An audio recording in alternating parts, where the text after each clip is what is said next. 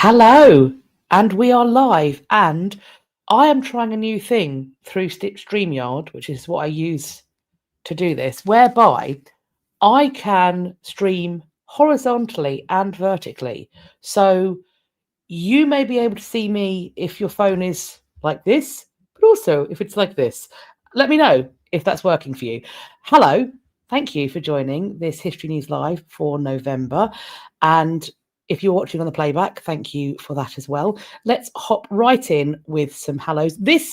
What I'm sat in front of, is a photograph I took. So tell me if you know what I'm sat in front of, where I am on our journey today. In the meantime, let's do our hellos. Leona, hello. All well here. The kids are doing good. We're all tired.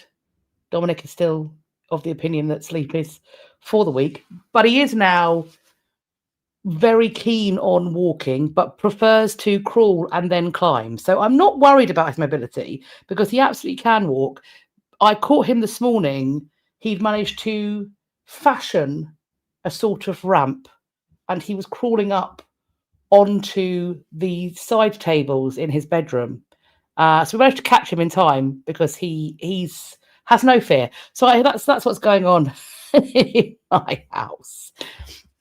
Hello, Shane. I have not made any start on the Christmas shopping or the decorations because in this house, Christmas does not begin until after my husband's birthday, which is later this week. So I think we're going to head away for the weekend this weekend, and then we might start doing our Christmas decorations in the start of December.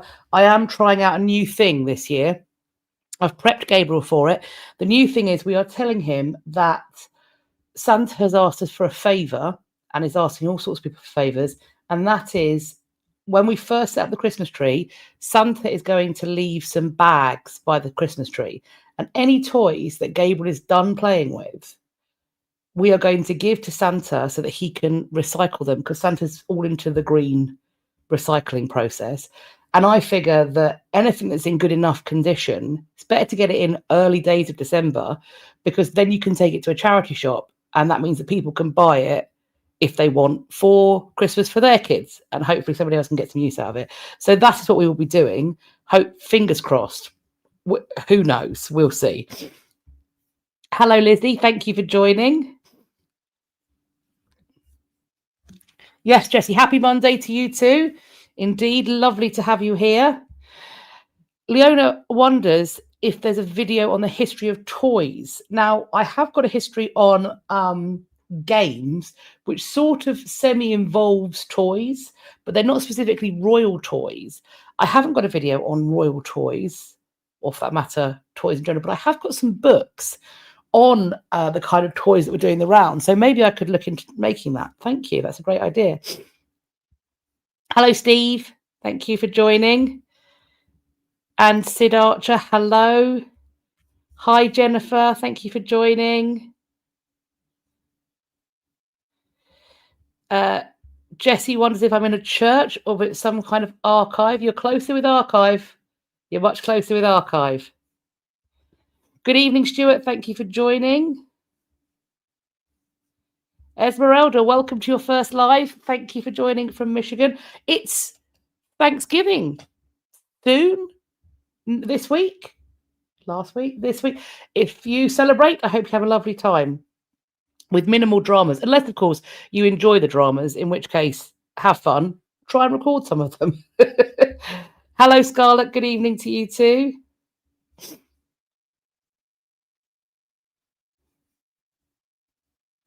I'm just looking at the... Rich Mitch needs videos on William Rufus and Henry II. I will add that to the list. Carol, Marmaduke's and Sleepy Robs. I'm assuming Marmaduke is a pet rather than a baby, although Marmaduke would be an excellent name for a child. We have had some sad news, actually. I've debated whether to talk about it because it's really upsetting for us. So not everybody in the family is well, because unfortunately our lovely little chinchilla Starbuck, we noticed a couple of weeks ago, one evening, that she was letting Jamie, my husband, pick her up without a fight. That's not a good sign for a chinchilla. Well, not for our chinchilla anyway, because she was a feisty little monster. And so we booked a vet appointment for the next day, and very sadly and unfortunately, that was too late, because she passed away on the way to the vet. So we're very sad. Gabriel was especially very sad. So we've sort of been dealing with that.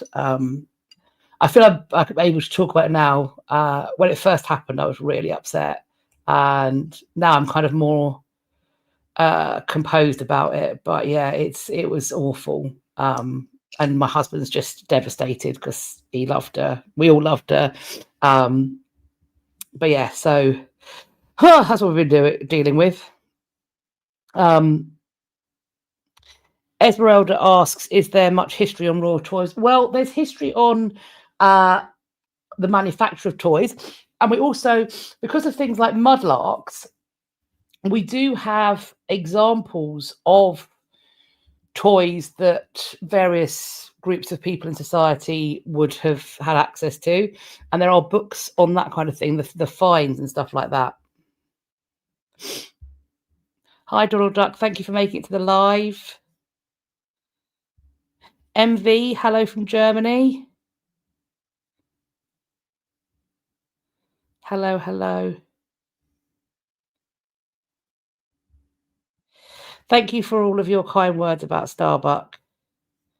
Amy, your chinchilla hates being held. Yeah, so you know they can be very pugnacious. So you know when something's wrong. And as a chinchilla owner, you also know how quickly they can go from being absolutely fine to just taking it. They give you no clues.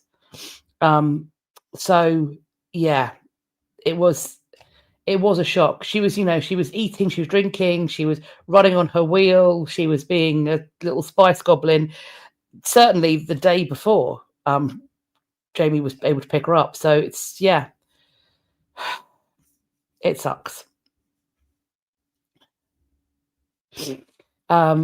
Venomous Care Bear, she was 9, which sounds old for a rodent, but chinchillas some chinchillas, there have been recorded chinchillas that have lived to like 20 years. I think that's quite rare.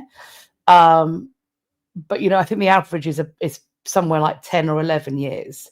But she was not bred on purpose. So her owners had an accidental breed, and that always is a bit more risky. So when we first got her, she came home with her sister, who was part of this accidental breed, and her sister was albino, which may have added some kind of health complications that we weren't completely aware of. But the stress of transporting her to our house and putting her in a cage meant that Starbuck lost her sister. So they are able to live for ages, but they're also incredibly fragile. So it's really, yeah, it sucks.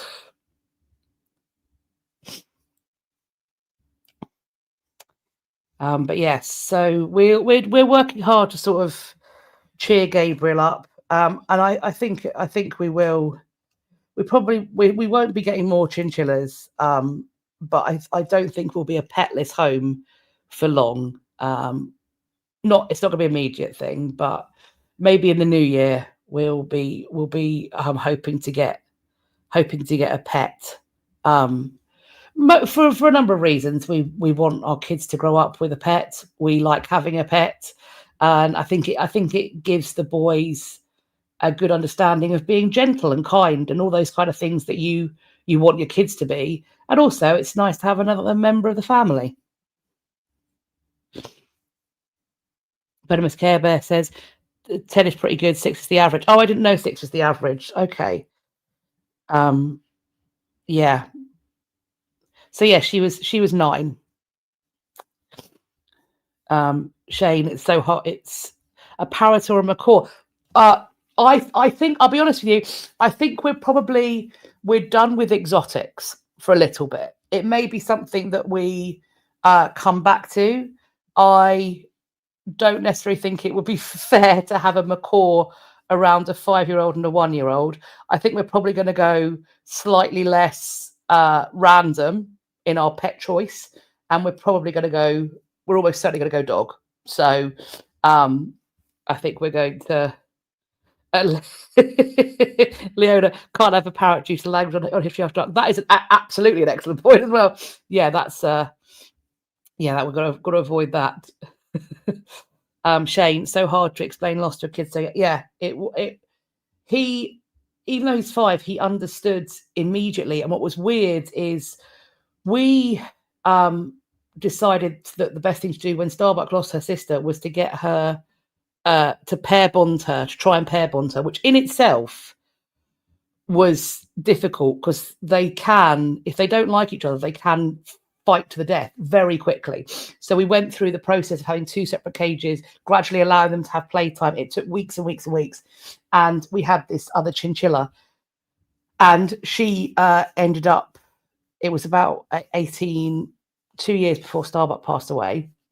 She had a heart problem that we again didn't know about. She was lethargic in the cage, took her to the vet. The vet went, there's something seriously wrong with her heart.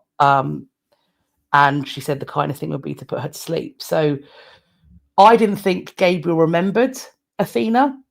We went through a Battlestar Galactica naming thing, so hence 6, Athena, Starbuck. But when we told him, he connected the two, and his first phrase was, first Athena, now Starbuck, so now I have no pets.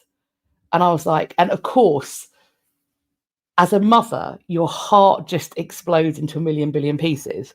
And I'll be honest, we got home and I was immediately like trawling through rescue charities. Like, I need to bring an animal into this house immediately because I need to fix it. But yes, fortunately, my husband talked me off of that particular ridiculous ledge because otherwise I think I would have been out the next day being like, let me bring something fluffy home. That will fix everything. It would not. That would have been stupid. But I did just want to try and fix it. So yes. And I was scared, but I could get a Chihuahua if you want the same fairy demon vibe. I mean, that is a great it's a great point. I could. They're probably about the same size. I've seen some Chihuahuas and Pomeranians where walking around near where we live, and my husband's gone, that is the size of our chinchilla. Dear. So let's hop in though, because we do have as per usual, we have many things to cover. We have got some updates, some repatriation news, we've got new news, we've got some ding dongs, and we've got some events and exhibitions. As per usual, the articles will be listed in the description box and numbered. Those numbers will correspond with the number you will see on the bottom of the screen. Thank you so much to everybody who has sent me articles. And we also, I haven't seen many articles coming in just yet, but do keep them coming. Now then, have we got any guesses? Last call for guesses. I've seen people say library. Yes, correct. I think I saw Oxford mentioned. I want a specific as to where I am. Various things have been filmed here. It has been used as a film location. Final call for what I am sat in front of.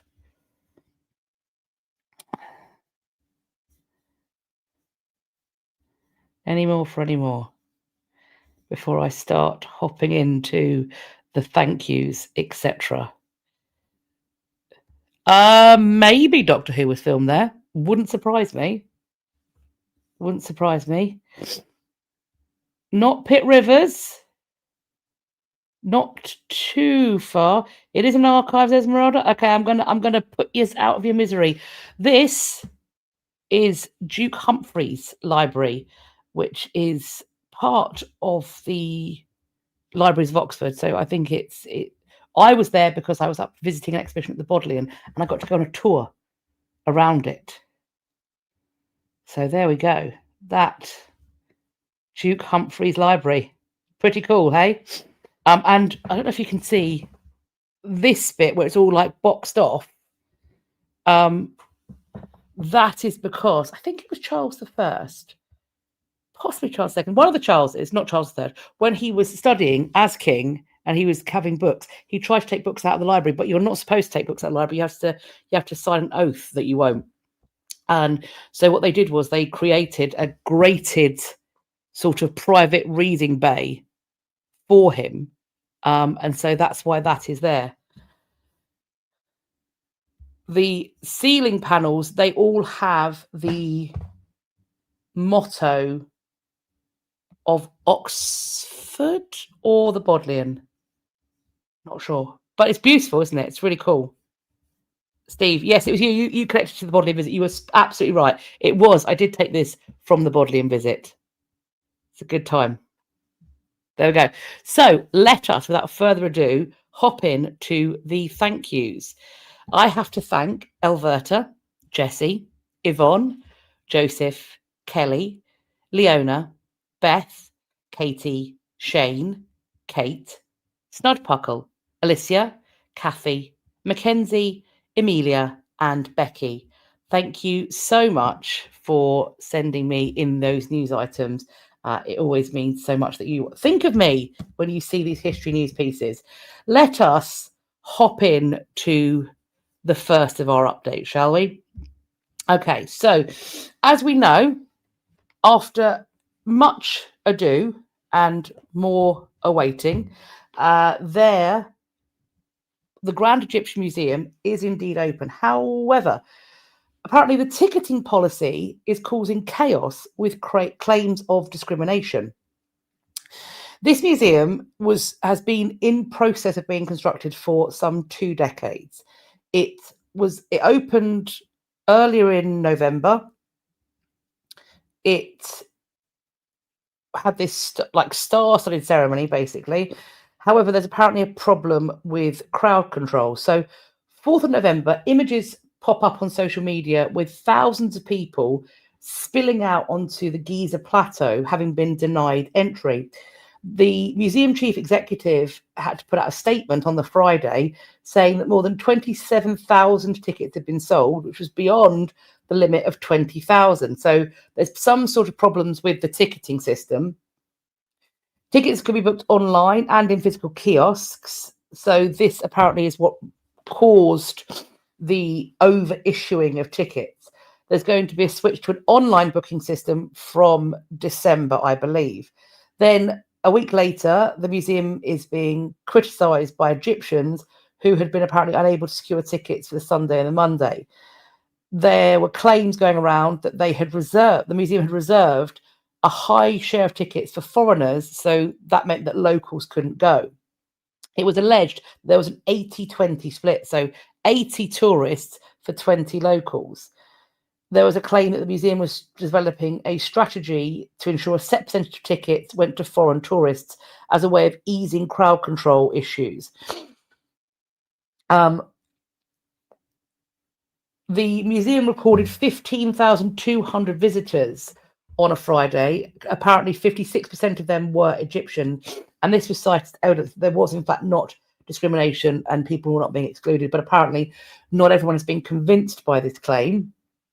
One of the members of parliament, a social democratic member of parliament, who is also a critic of government policy, put an official request in to abolish ticket quota, saying, quote, "How could any citizen of this land find no place at the same time that a foreigner may enter freely?" He pointed out there was no comparable ticketing system in any museum in the world. That's absolutely true, it's to my knowledge. Pointing out the heritage of our homeland is not a commodity. The right of Egyptians in their own land is not up for negotiation. I have to say, obviously, not my museum, not my heritage, but I think that's very uncommon. I can't think of anything like that where a museum puts a ratio based upon where people come from. I mean, sometimes for local residents, there'll be cheaper tickets for some things. I mean, the one that springs to mind is the Brighton Pavilion, if you are a Brighton and Hove Council taxpayer, because you technically pay for and thus part share in the pavilion. If you have a Brighton Hove council tax letter to prove you live there, you get a discounted ticket. Fair enough. But I don't believe there's anywhere else in the world that locals are, by quota, blocked from entering and it's given preference to foreign visitors. I think that if there ever were to be a quota, it would likely potentially be the other way around. So we shall see. Jessie, I can see wanting to have tourists to get more publicity, but the locals absolutely should not be limited so they can view their own heritage.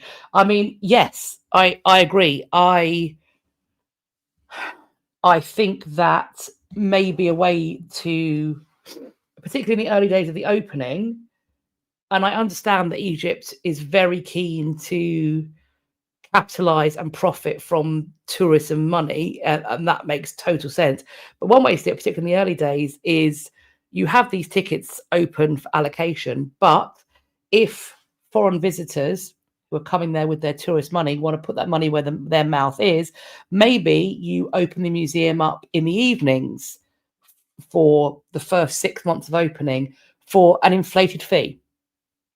And maybe that could be only open to foreign visitors. Maybe it has to be booked through tour operators or something like that. And it should be incredibly expensive to do, I think. But even then, maybe people would want to come in after hours, particularly if there's some event going on, to see their heritage by moonlight, if you wish. Further update. Miriam Rose says, I subscribe to the first come, first serve theory. Yep, valid.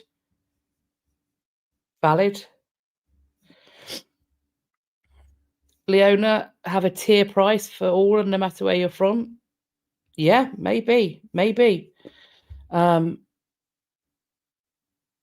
Mariska says, could it be influenced by colonialism? Not trying to be that person. But recently had an influence on post-colonial colonialism, so it's fresh in my mind.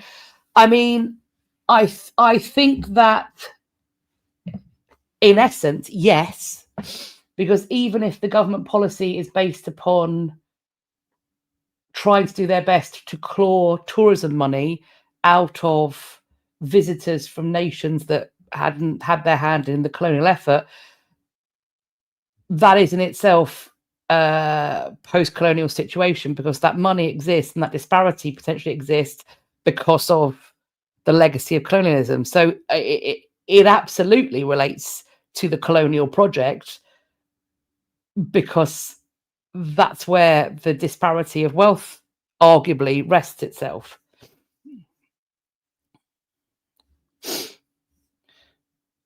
That's the point, yes. Reem points out the V&A does a reserve on tickets, but it's members and non-members. Other museums do this too. Yeah, so members absolutely will be first come, first served. So obviously with certain exhibitions, members will get in for free, but they may be asked, if it's going to be a popular museum, they may be asked to pre-book a free membership ticket. Usually it will be a first come, first served affair, but members might get informed first. Of course, the RSC does something whereby tickets go on sale to members of the RSC first. Yeah. And why not? They are paying to keep the lights on. So the Louvre heist. Apparently, the suspect is a social media star and a former museum guard. One of the men arrested on suspicion of stealing 88 million euros worth of crown jewels from the Louvre is a minor. All that word's going to be heavy on that person's heart. A minor social media star with a passion for motorbikes, who has worked as a security guard at the Pompidou Centre. He's been identified as Abdoulaye N. I'm assuming his surname begins with N. He's 39 and he faces charges of organised theft, and criminal conspiracy. There are 4 suspects who are in custody in relation to this theft, including 3 who are thought to be members of this 4-man gang. Two of the gang smashed an unsecured window and 2 glass display cases before descending in the lift and fleeing on motorbikes that were driven by the other 2. This was a brazen daylight heist. They fled with 8 pieces, one of which is an emerald and diamond necklace that Napoleon gave to his second wife, Marie Louise. There was also a diadem set with 212 pearls and nearly 2,000 diamonds that belonged to the wife of Napoleon III. Apparently, the suspect that they're talking about was known on social media as Dudu Cross Bitoum. I don't know what that means, but is a well-known neighborhood figure who released numerous videos on YouTube and more recently TikTok and Instagram. Some videos with the slogan, which translates to "always closer to the tarmac." Oh, okay. Show him performing tricks on motorbikes in Paris and Aubervilliers, which is near the Stade de France sports stadium. There's also other videos offering muscle building tips. So, didn't all his muscle building and his motorbiking didn't prevent him from being caught. So I'm assuming there's going to be some court happening soon, no doubt. And as we get updates, I shall investigate. My husband's just texted saying that the Louvre heist wasn't him. Well, that he would say that, wouldn't he? He would say that. Steve says, "Oh, an inside job." Yes, we're hearing a lot of that, aren't we? We are hearing a lot of these thefts do seem. The British Museum was allegedly. I've forgotten if we had the trial for that. Has he confessed? Allegedly, an inside job. I wonder why. Mariska asks, was he posing with the motorbike used in the crime? That's an excellent question. So in several of the videos, he's riding a Yamaha T-Max, which is a powerful make of mega scooter used in the Louvre getaway. So he poses, I think, certainly with a motorbike that is the type of vehicle used in the getaway, but they don't seem to be specific that the one he poses with was in fact the one used in the getaway. I mean, if that's the case, if there's video of him on the motorbike that is known to have been used in the heist, he is not smart. That is not smart. Yeah, I mean, it's as Jessie says, it explains something about the second floor window, and it took less than 10 minutes to get in and out. That's because that part of the heist felt slick. The rest of the heist and the speed with which they were caught, not slick. So the inside job side of it, rather than the professional heisters, makes a lot of sense. My husband says, has to be an inside job. No one goes willingly to Paris. I should point out that my husband spent a number of years in France growing up. He was in his pre-teen years. He was moved over to France, and he was there, and he went to a French school, and he did his baccalaureate in French, and he has a strange animus towards the city of Paris. And I've begged him that we should go because I would love to go to Paris. And he is like, I would rather go anywhere else.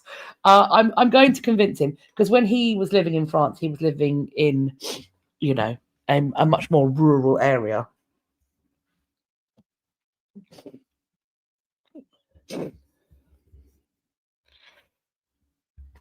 Right, we have an update. Though we were talking about it last time, that there were rumours, or it was claimed that this repatriation was going to happen. It has in fact happened, and the Vatican has returned indigenous cultural items to Canada's Catholic bishops, including a kayak, which we can see here, which was once used to hunt for beluga and other whales. And on top of that, also 61 other cultural objects from various First Nations, Métis, and Inuit communities. These items have been returned to Canada. They will be returned to Canada on the 6th of December because they have already been gifted to the Canadian Conference of Catholic Bishops. So they're with Canadian representatives, but they will be back in Canada on the 6th of December. This is the conclusion of a journey that was initiated by Pope Francis, which included his apostolic journey to Canada in 2022, various audiences with indigenous communities, and the publication of the Declaration on the Doctrine of Discovery in 2023. Leo XIV desires that this gift might represent a sign of dialogue, respect, and fraternity. The CCCB will proceed as soon as possible to transfer the artifacts to the national indigenous organisations, and they can then ensure the artifacts are reunited with their communities of origin. So once that final part of the repatriation, I'm assuming that will also make it into the news. So I will also let you know when that has happened. Venomous Care Bear, your wife also hates Paris, refuses to go near it except for Disney Paris. Well, I have told his lordship that we certainly will be going to Disney Paris because I believe spring of next year, the Frozen Land opens.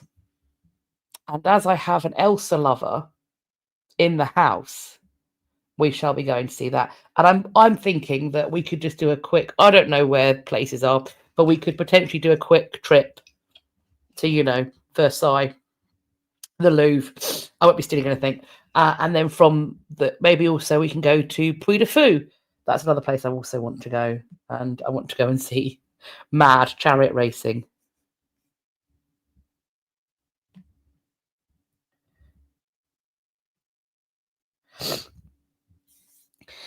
Carol Hart says that's the day of St. Nicholas. The 6th of December? Is that St. Nicholas's day? As in St. Nicholas, Santa Claus St. Nicholas. So rather than a gift, a return of a gift.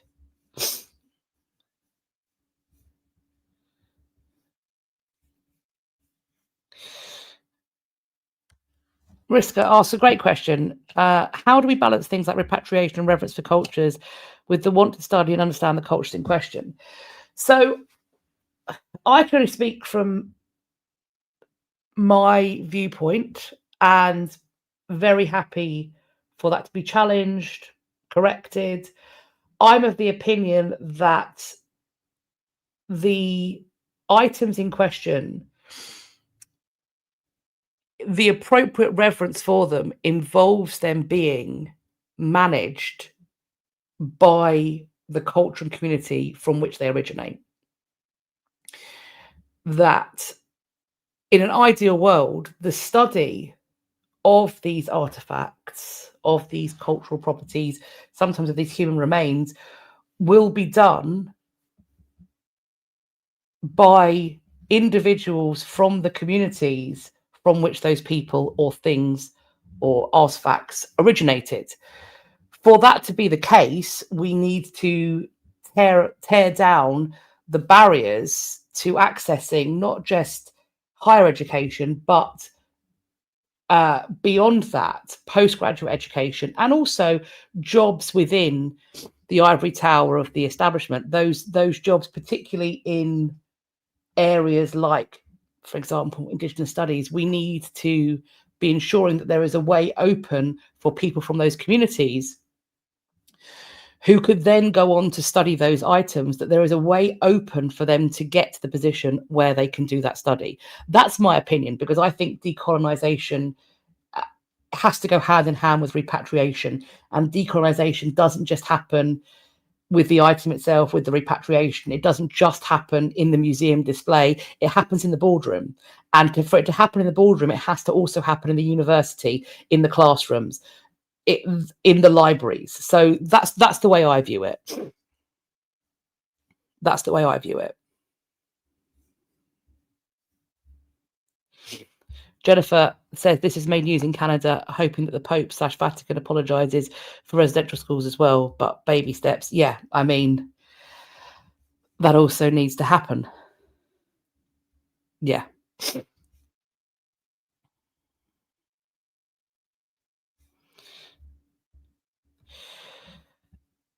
Not Radagast says, I think it's a question of the community's origin to decide it's their cultural inheritance first. I agree with that. I think that in an ideal world, this will be part of a global conversation where all of the stakeholders have a seat at the table, but where we do away with the idea that finders keepers or possession is 9/10 of the law or any other nonsense from that position. That would be where I would sit.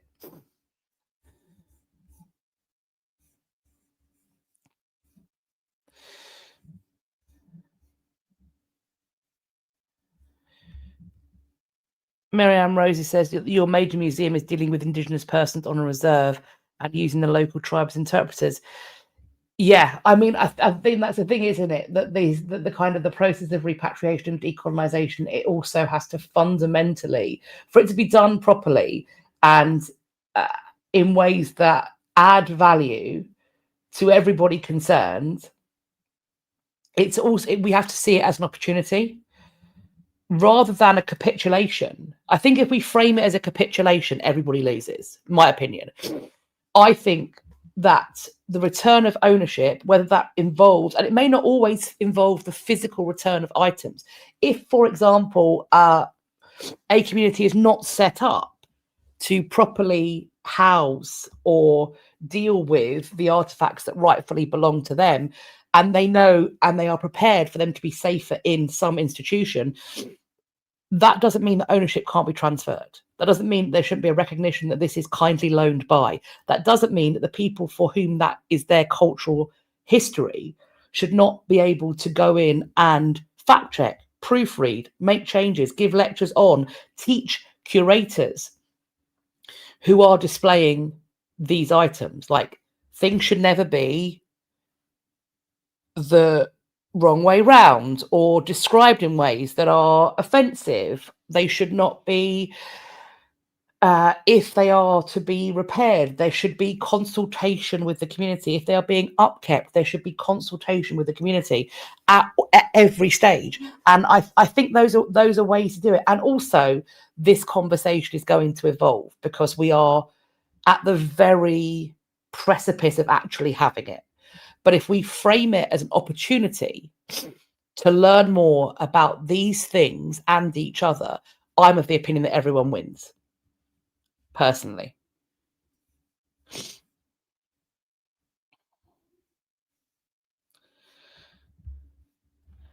Lady Shura, I worked for a tribe as an archaeologist. They fully manage their own cultural history, and it's one of the best I've ever worked on. Yeah.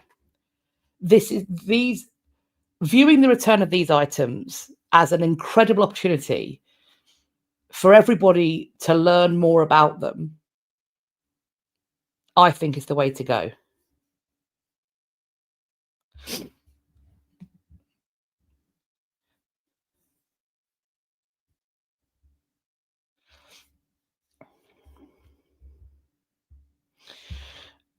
So I've put this in updates because it does affect history. And obviously it relates to historical injustice, but this is also an act very much of the present, and it is an act of politics that will affect later history. So I'm including this, but I'm framing it very clearly in that way because this becomes so far out of my area of expertise. This is diplomacy, this is negotiation, this is backroom deals that is so far out of my wheelhouse. But Australia's first treaty with its Indigenous people is going to be signed in Victoria this month. And it will give First Nations people more say on the laws and the policies affecting them.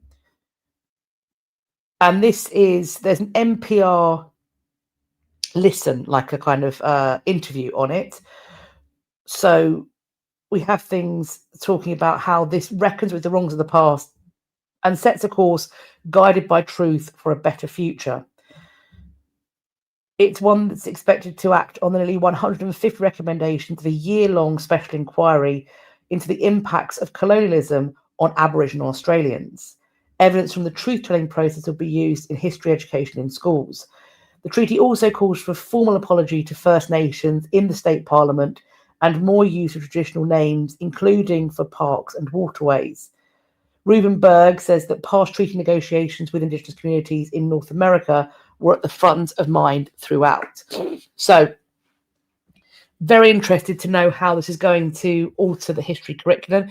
If you are based in Australia, if you have maybe a young person whose history curriculum will be altered by that, please do get in touch. I don't know how much I talked about this when it happened. It was some years ago now, but actually possibly, yeah, it would have been before the, can I say it? Before the illness of 2020. I don't know if you can say it or not. I went to the Museums Association conference with my lovely friend. I did film a video on it. She runs a company called History Speak, and she put together for the Museums Association conference. She was raised and educated in India, and then she did her university over here. And what she did was she put the text from two textbooks, both aimed at the same age group, I think roughly GCSE age, one that she would have had when she was at school, and one that's a more recent textbook that's being used for a kind of new course in this country for GCSE. And she put side by side the text surrounding the Indian independence movement. And she asked people out of context to determine which country that particular history teaching came from.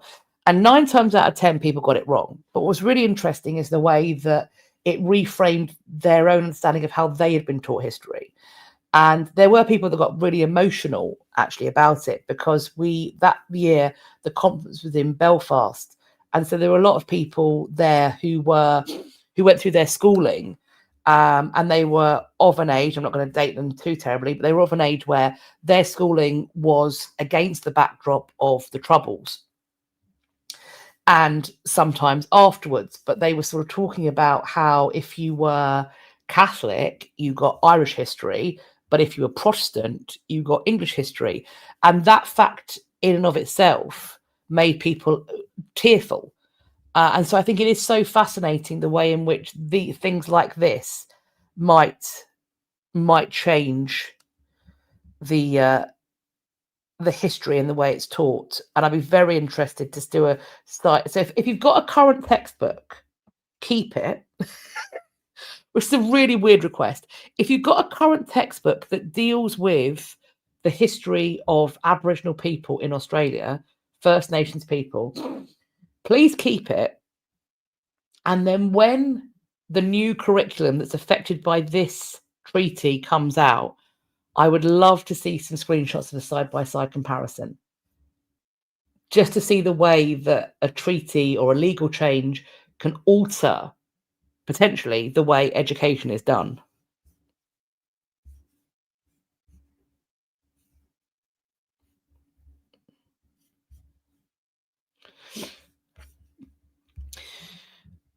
We also have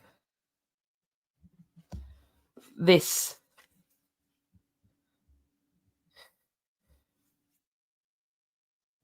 two stoneware vessels by the 19th century potter David Drake, who created thousands of poignant ceramic works inscribed with lines of poetry while he was enslaved in South Carolina, have been restituted to his known descendants. These items were held in the Museum of Fine Arts, the MFA in Boston. It had been held there since 1997. They returned one of the jars to the Drake family and purchased the other back from them. Both vessels date from 1857 and were likely sold to profit Drake's enslaver, the artist, of course, receiving no compensation for his work. Drake's descendant established the Drake the Potter Legacy Trust to reclaim his legacy and, quote, ensure that his dignity and memory are honoured through the meaningful restitution and compensation, including by representing the interests of other descendants who may come forward. So some good news there.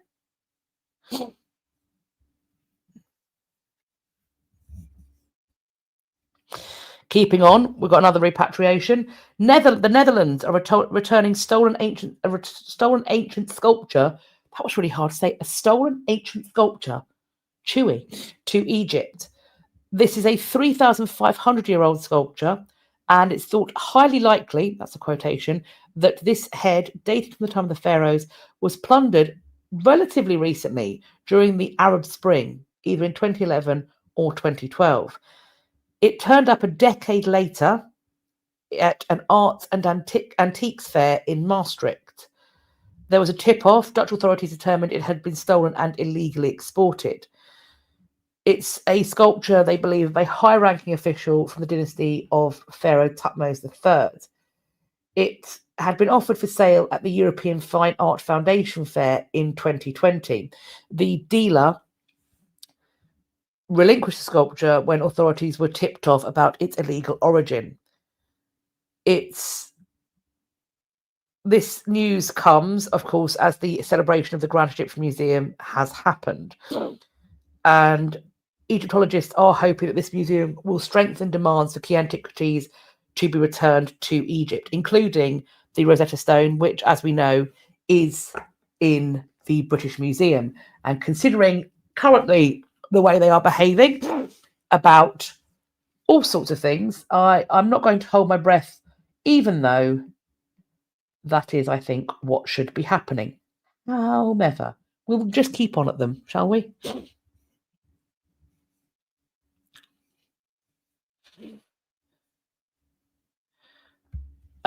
Mariska, I don't know what you mean by British Royal Museums. So we have museums that are funded by the government. So, for example, the British Museum is, if it's almost always, I believe, if it's the ones that are free to enter, it is government funded. So that's the British Museum, that British Museum, Victoria and Albert Museum, Science Museum, National Portrait Gallery, National Gallery, Tate Modern, Tate Britain, etc., etc., etc. So they are government funded. So they are subject to this alleged anti-repatriation law. That's what the the British Museum has sort of rested upon, saying that they are legally prohibited from deaccessioning items to repatriate them. So that is the claim. However, of course, the government could change that law. They seem unwilling. It's also worth pointing out that the people who are on the board of the British Museum, there's a lot of very politically connected people, including ex-MPs, involved there.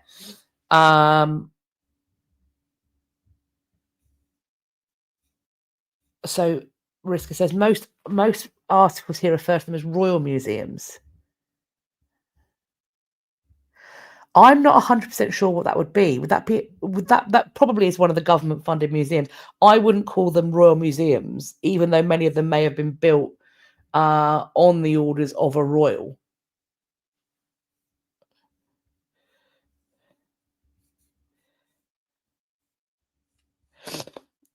They aren't simply just British Museum. We have a British Museum, the British Museum, and then there are museums that happen to be in Britain. It's somewhat confusing because the British Museum it's not in any way majoritively British things either. Like there's some British stuff in there, but there's a lot of not British stuff there too. It's more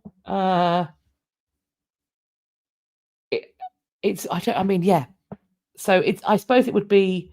Oh, Jessie points out that you would consider Buckingham Palace as a royal museum. Yeah, okay. So as a museum that is a castle, I don't know of any repatriations that have come back from there. The items that are held in there, if they are royal palaces, many of them may be either the private collection of the monarch or their family, or it's part of the royal collection, which sounds like it belongs to the monarch, which it kind of does, but also doesn't. And those are the royal collection is majoritively artwork, paintings, etc., sculpture,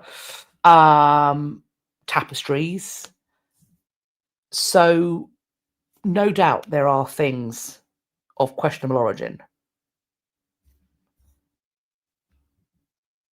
But I have not come across them repatriating. The ones that we've heard about repatriating this country tend to be tied to universities. The Horniman was very quick to start repatriation process as well. Pitt Rivers is tied to Oxford. They've been very keen on this sort of issue. So yes, it's a lot of university and sort of archive museums that have been involved. I hope that's helpful. I fear I may have made things more confusing. Because then, of course, we've got historic royal palaces, which makes it sound like that belongs to the monarch, and it certainly doesn't. That's a charity.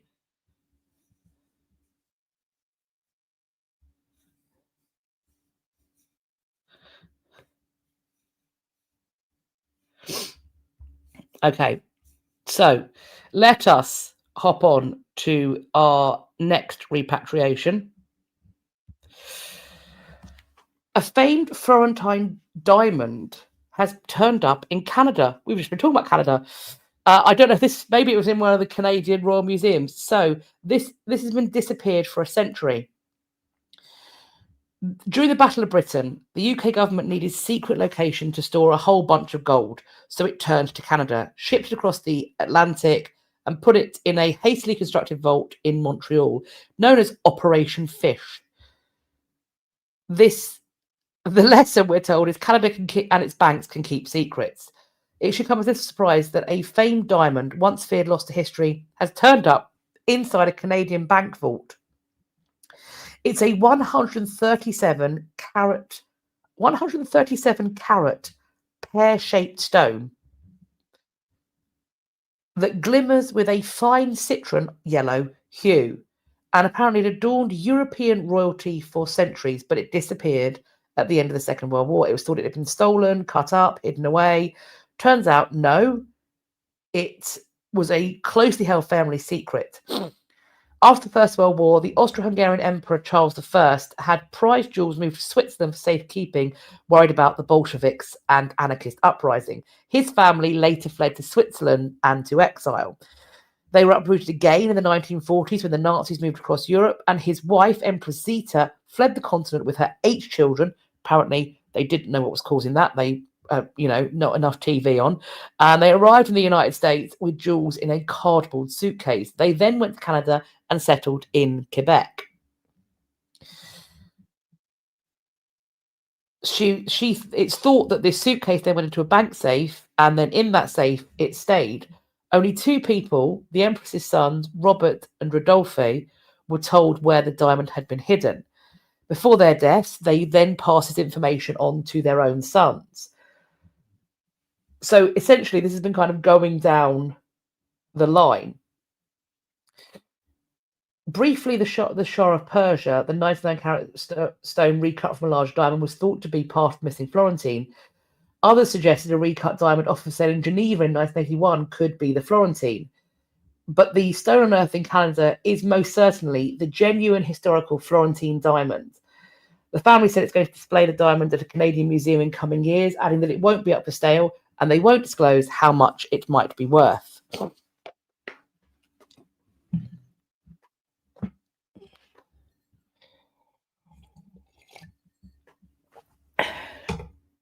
Oh, Reen. Slightly unrelated, but people come to the V&A and ask for all the royal items, but disappointed to find its Museum of Art and Design. Look, that reminds me, in my misspent youth, I worked front of house at the Natural History Museum, and I cannot tell you the amount of times people would come up to the desk and ask me where we kept the mummies. And I went, at first I was like, with the daddies, but I didn't say that because I was trying to keep the job. But I said we didn't have mummies, and I was told frequently that they did in fact have mummies. I'm like, well, I tell you what, you go and find the mummies, and then you tell me on the map where they are, because I promise you, you're looking for the British Museum because they aren't here. I mean, there are technically, but they're in the basement. They aren't on display. So we do get that. Although my favourite story that I ever had, I may have told this before, it's cute and sad and delightful all at once. A gentleman came up to the desk and he asked me where we kept and he said this word that I had never in all of my God-given days heard of. And I said to him, could you spell that out for me? Because I didn't know everything, obviously. And so I did what we always do. I Googled it. And when I Googled it, I realized with dawning horror what this man wanted me to point him in the direction of, because what I saw on Google Images were people engaged in archaeological digs, and they were working on what looked to be human remains. However, these human remains were clearly about 40 feet tall. And at that point, I realized this man was asking me where we kept the giants because he'd seen pictures of them online. And I said, oh, okay. And I'm racking my brains as to how I need to express what I need to express. And I'm like, you know what? Be a grown up, rip the band-aid off. I went, I see this. I'm sorry. I think you've seen photographs that were digitally altered. I think they've been photoshopped because these aren't real. And bless him, he goes, oh, yeah, I was worried that might be the case. But I thought it best to come in to check. And do you know what I did not have the heart to ask him was how far he travelled, because at that point, I wanted to unzip my skin and climb out. And I most certainly did not want to know that he'd come from, I don't know, Doncaster or something. Yeah, it was really sad.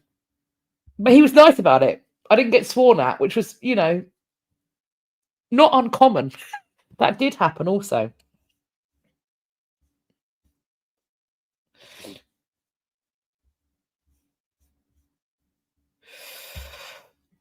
This is a big article. I'm not going to obviously read all of it out to you, but the remains and stories of Native American students are being reclaimed from a Pennsylvania cemetery.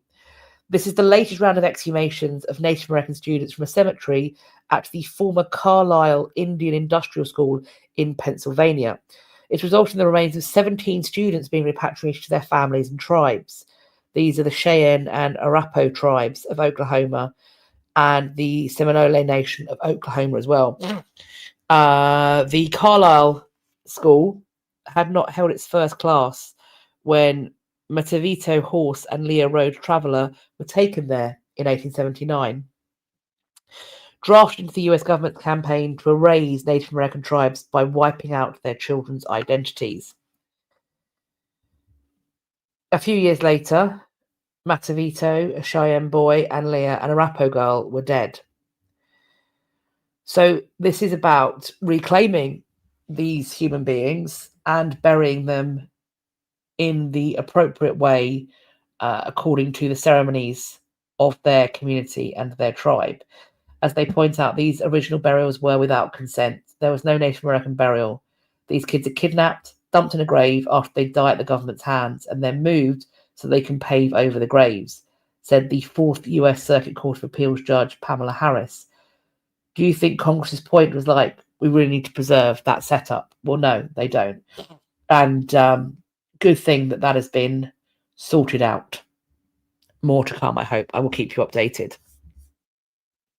Do, of course, read the full article because it's very dense and there's a lot of stuff in there that's worth checking out.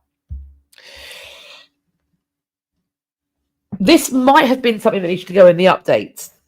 I think we may have started talking about this, but the numbers are different. So I'm putting it in repatriation, but we may have started talking about this last week. Sorry, in the last episode. Egypt has said that 36 stolen historic artifacts have been handed over by US authorities. These artifacts were handed over by the American authorities to the Egyptian embassy in the US, and they arrived in Egypt at the end of, in the last sort of week or so of October. 3 main sets of artifacts were recovered. So we've got 11 items given by the New York State Attorney General's office. One of them is a mummy burial mask which belonged to a young man during the Roman period. There's a vessel in the shape of the god Bess or Bez, a limestone funerary stele, an inscribed tablet, also from the Roman period. So we heard about in May the Manhattan District Attorney Office saying that it had returned 11 antiquities. There was another group handed over by the Metropolitan Museum. That's 24 rare manuscripts. So this is what I think. I think we have covered all of these repatriations, but now Egypt is detailing the fact that, in fact, it was 36 items. The third group consisted of a coloured plaster panel from the 18th dynasty, about 3,000 years ago.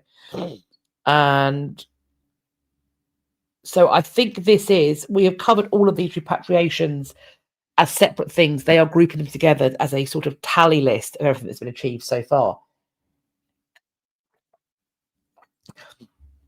And I would not be at all surprised if we hear that more stuff will be going back as well.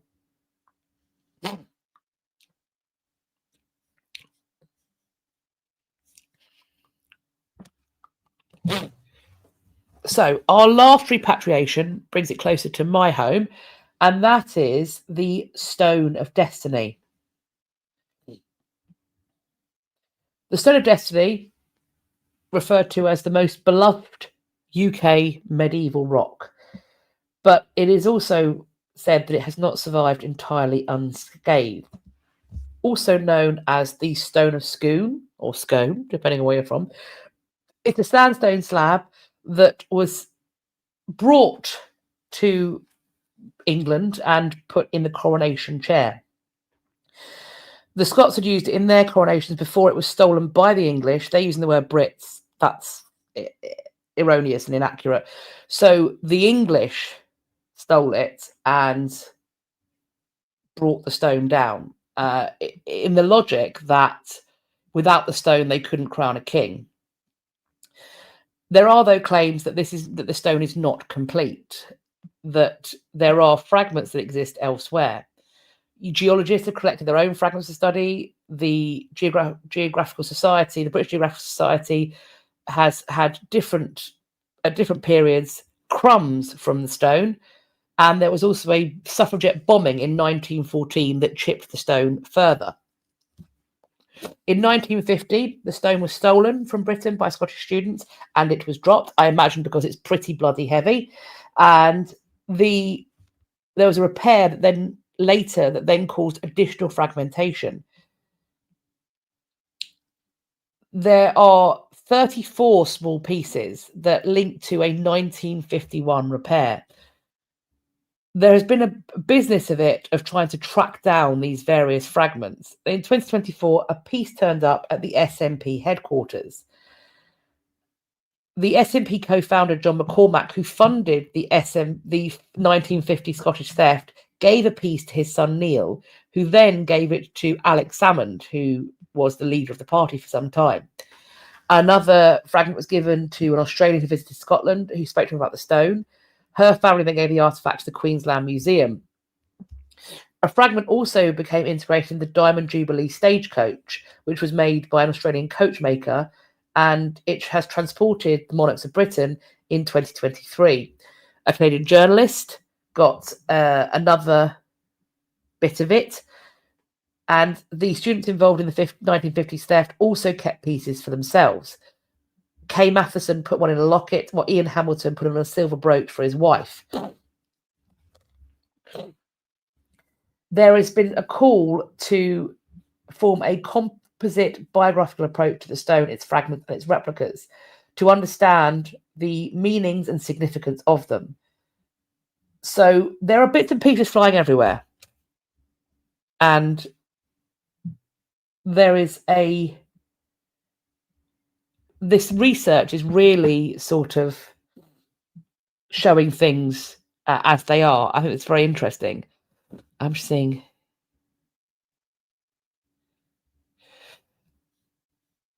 So what's the difference between calling them Brits versus the English? Right. So while in many ways, I suppose pre-Normans, you might be able to talk about a Briton, maybe but it's, of course, it's a Britain made up of various nations.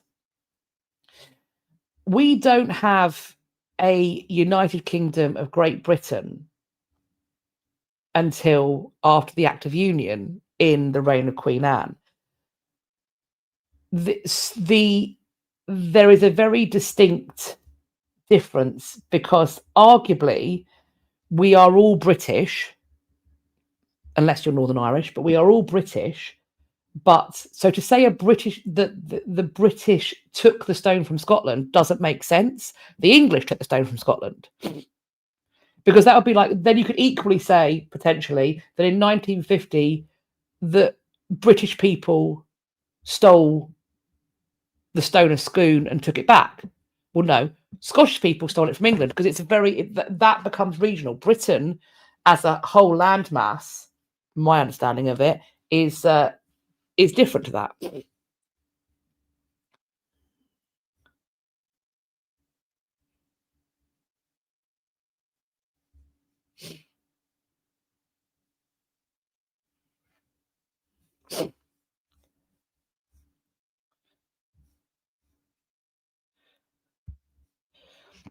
Yeah, the stone was stolen from England by Scottish students, or I would say repatriated from England by Scottish students. Is it like Americans versus the state you're from? I have no idea. I think it's possibly more like if somebody says, oh, they're from America, then somebody from South America might go, which part of America? So I think it would, correct me if I'm wrong, because obviously I'm not from the continent of North or South America, but I think it would be like somebody specifying that Canada is in North America, but they aren't American, but they are on America. They're on North America, but they're not from the United States of America. Is that a way of sort of saying?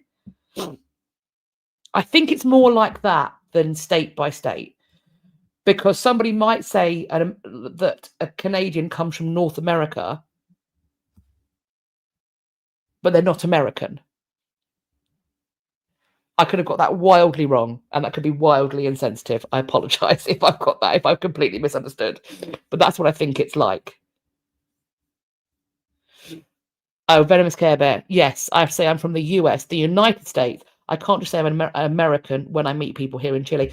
And I think also, I think that sometimes when I hear Americans talking about coming here, they say I was in Europe, and they talk about being in Europe and trying the food, and we sort of go, well, where in Europe? Because that is wildly diverse. I mean, frankly, you come to England and say, oh, I visited England. Which bit? Because the scran you're going to get in London versus Dorset versus Liverpool, we are wildly culturally different in so many ways.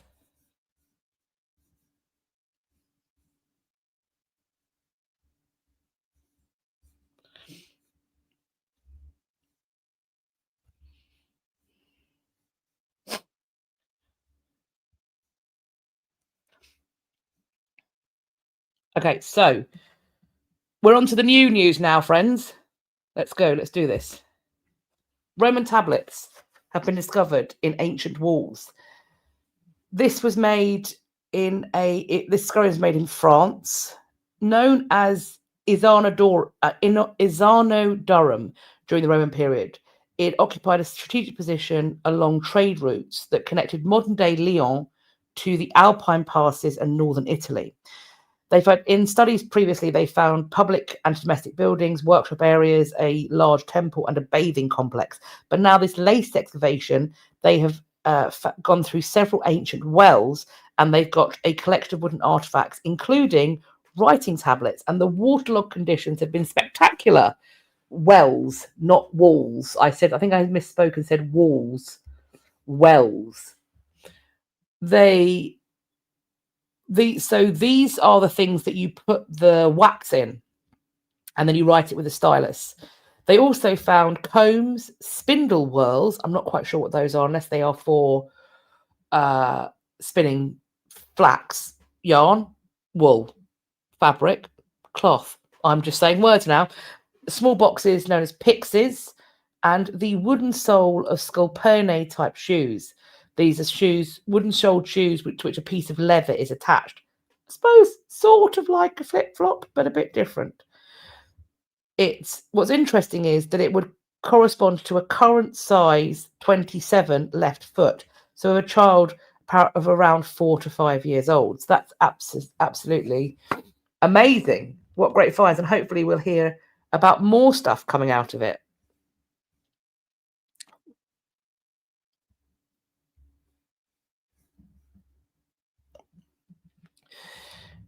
Meanwhile, leaving France for a Roman fort in Britain.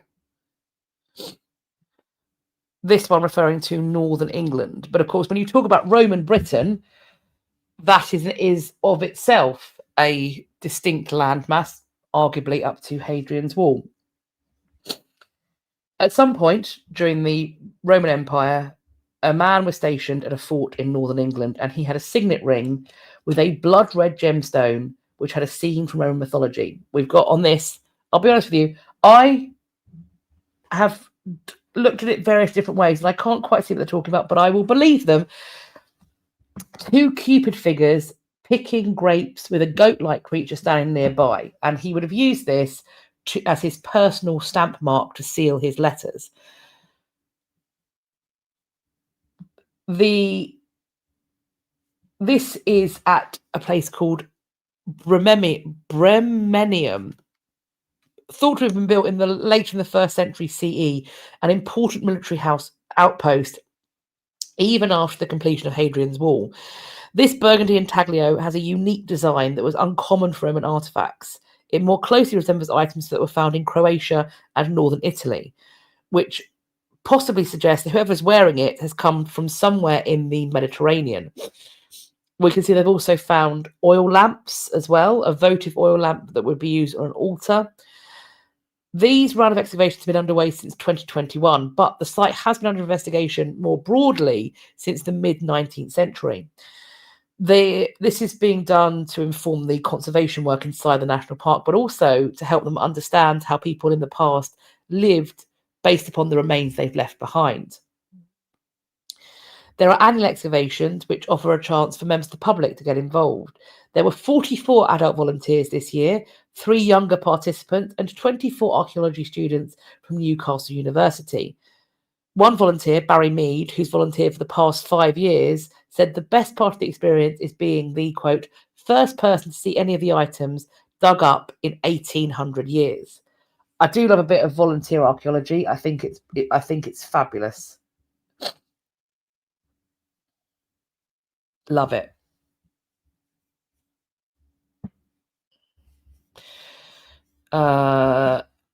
Is this near Brimham Rocks? I don't have one jot of a clue. I've never heard of that place, and also my geography is diabolical anyway. So if anybody knows if those things are connected, do pop it in the chat, because I could not even tell you. I'm terribly sorry. We've also found out some stuff about Pompeii. Turns out it's thought that the elite might have put towers on the top of their villas, and we have a reproduction here as to what they might have looked like. In the ruins of Pompeii, there is a villa known as the House of Thyessus, and excavations there this year have found that there were frescoes adorning the walls.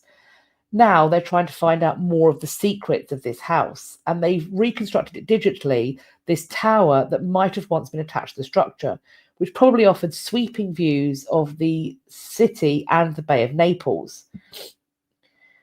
They were intrigued by a monumental staircase they found, which led to nowhere. When Vesuvius erupted in 79 CE, hot ash, volcanic clouds of hot ash, just fall all over Pompeii. It buries the city and the people under debris. It preserves many of the building's lower levels, but the upper floors were part of the lost Pompeii. These they've put together the data to form a 3D digital model. They look at the ruined buildings and they built digital twins of the structures. Then they found features like staircases, ceilings, holes in walls that would have supported floor beams. Then they reinserted these missing beams and digitally tested their integrity. They then reconstructed what the villas might have looked like with their upper floors attached. Inside, a wooden staircase leads to an upper level, which has an elite dining room filled with windows. Lavish meals might have been prepared on the lower level. The reconstruction matches frescoes found elsewhere in Pompeii, where there are multi-story buildings with balconies and towers. Pliny the Younger wrote of 2 towers in his villa, which suggests they were an important part of a comfortable residence. These would likely have been symbols of wealth and influence. It's thought that the house of Thyessus might have been owned by a first-century politician. So this is a place where it sounds to me like it's almost this kind of elite dining room, in the way that nobles over here would start to build their special banqueting houses with a great view of their parkland, for example. It's something very similar is happening here, and how beautiful and fascinating. So, very good. We've also got this. So when a young woman buried in China's Tarim Basin about 2,000 years ago, she was dressed in these clothes. She was wrapped in a felt blanket, buried in a coffin fashioned from a tree trunk, and she had 3 outfits made using starkly contrasting styles. There's a team led by archaeologist Michael Wagner of the German Archaeological Institute and scholars from the Xinjiang Academy of Cultural Heritage, and they are investigating these garments that were excavated some 30 years ago. They radiocarbon dated the pieces to between AD 60 and 130, and then they made faithful copies. The garments include an ensemble made in the style of the Parthian people of Iran, so a silk tunic with a wool collar, wool shoes, and wool trousers. It's got a silk robe with it, which is reminiscent of Chinese gowns. They point out that every piece of the outfit surprised and impressed them. They point out that these items would have been considered haute couture at the time, and they're out of place in the woman's humble burial. It's thought, therefore, that she must have been a prominent social figure. But the felt blanket and tree trunk coffin are normal burial practices for people who are on the steppe environments and were shepherds. Her blouse and skirt combine local style with cosmopolitan Chinese fashion. It's thought that this young woman might have been adept at moving between cultures. And so you've got the slideshow of what she would have how it once would have looked. And they are incredible. And I tell you what, those trousers, and to be honest, they look like a great outfit that I'd want to wear. How fabulous is that? I love reconstruction. I particularly love it when we have fabric reconstruction. I think it's incredible. James Byers' music, it's a fantastic find. It absolutely is a fantastic find. And I love the work they've done reconstructing it. And I agree, Julesy, they do look modern. Like, looking at the pictures, the slideshow pictures, if you put those on the right kind of background, that could be, a Zara photo shoot, or maybe, I tell you, actually, scratch that, monsoon. So those outfits, that fabric choice feels monsoon to me. That shop's everywhere, isn't it? Or is that a very specific Brit reference? Other shops are available. I mean, maybe like Anthropology. At Anthropology, that's who'd sell that, I reckon. Particularly the kind of kimono style of thing. That would cost you about 800 quid in Anthropology, and it'd be next to a candle that they charge £400 for.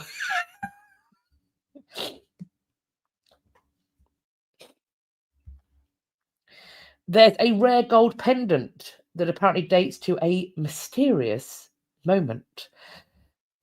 This mysterious moment was in the 8th century. This is a 15mm diameter Anglo-Saxon disc. Oh, I should probably classify that, Mary-Ann Rosie. It is not.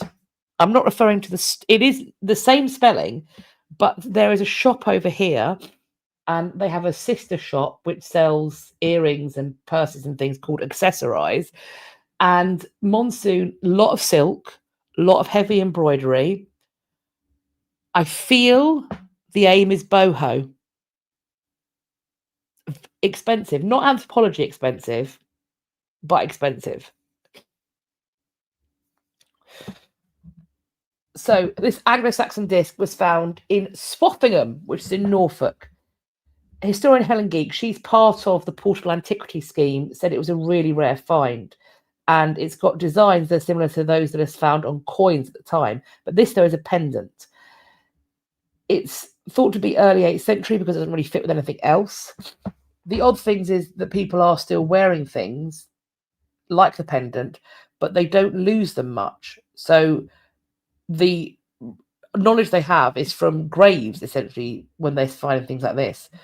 Much of the jewellery that's seen as typically Anglo-Saxon dates from the 6th or 7th centuries, and they are buried as grave goods. These are very high-status objects, like the ones discovered at the burial at Sutton Hoo in Suffolk, that are arguably the most famous. She points out that we know almost nothing about the jewellery of the 8th century because the way of life suddenly changes and people stop being buried with clothes and artefacts and are usually wrapped in a shroud. So it's a mysterious moment. That's what they're talking about there. The majority of the finds unearthed from the early to mid-8th century are coins and pottery, including mass-produced Ipswich ware pots and pitchers from the region. Kings don't add their names to coins until Leona becomes the ruler of East Anglia in AD 749, so they are dated by patterns instead. These are two standard objects from the period, like the Lindisfarne Gospel at the British Library and the Franks casket, which is part of the British Museum collection. They are examples of high-class art and craft. But Helen Geek thinks that the gold pendant might fill in a gap between the furnished burials of earlier centuries and the late 8th century, where there's lots of history and archaeology. We're going to find out whether they think it's treasure. If it's treasure, it likely will be, I think. It's going to be potentially offered up for a museum to purchase.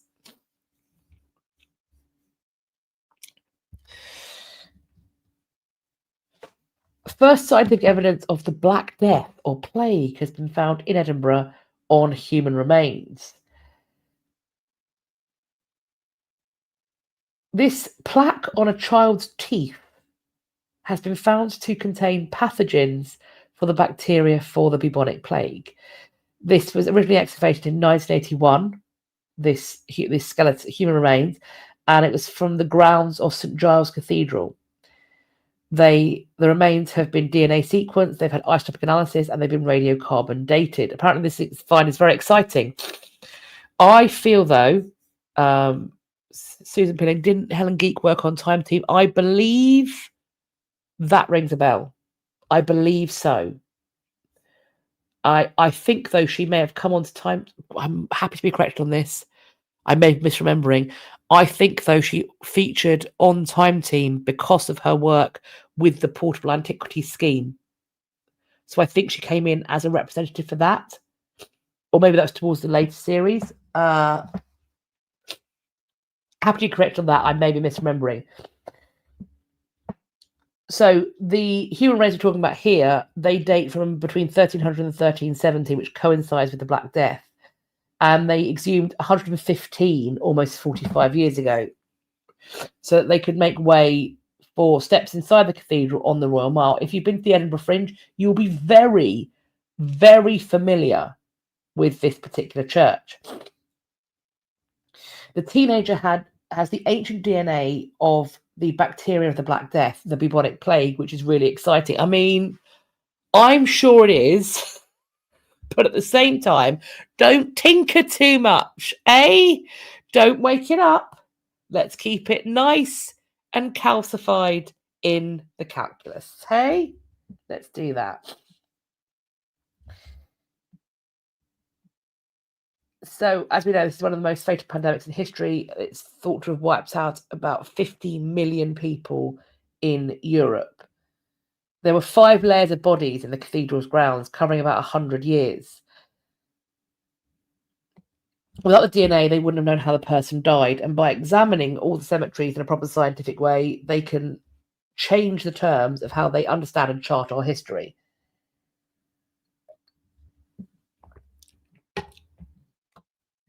So this picture here is a 12th century man who was among the medieval Edinburgh residents whose faces have been restored.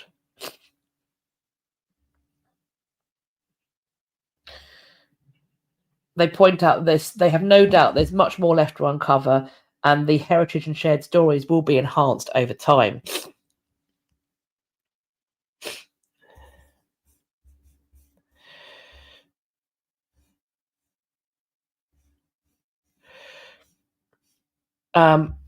Yes, Mariska, I believe we were well aware that the bubonic plague made its way to Scotland, but when we have determined in the past, my understanding is that for a lot of cases, when we have determined that something is a, in quotes, plague pit, we have been basing that on the quantity of remains found, the means and ways in which they are buried, so quickly in a slapdash fashion in a mass grave. It's those telltale signs that make it clear that to researchers that this is a rapid response to something terrifying. So it's plague pit.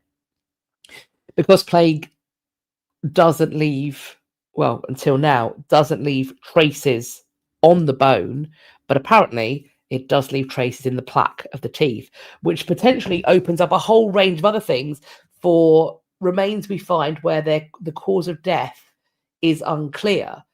Perhaps we may find other bacteria or residuals of the kind of the DNA of germs in there that might tell us if somebody, I don't know, died of smallpox or something like that. You know, it's not like somebody dying of advanced syphilis. That leaves a mark on the bone. That's very clear.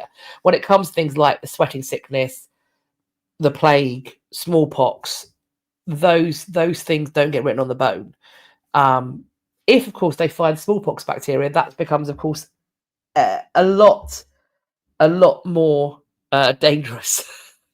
And definitely don't tinker with that. My husband is also agreeing with you, James. He said, "Is that Sam Neill in the picture?"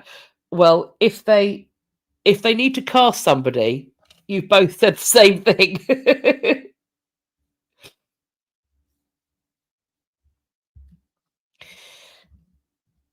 An Inca building might have been designed to amplify sound and music.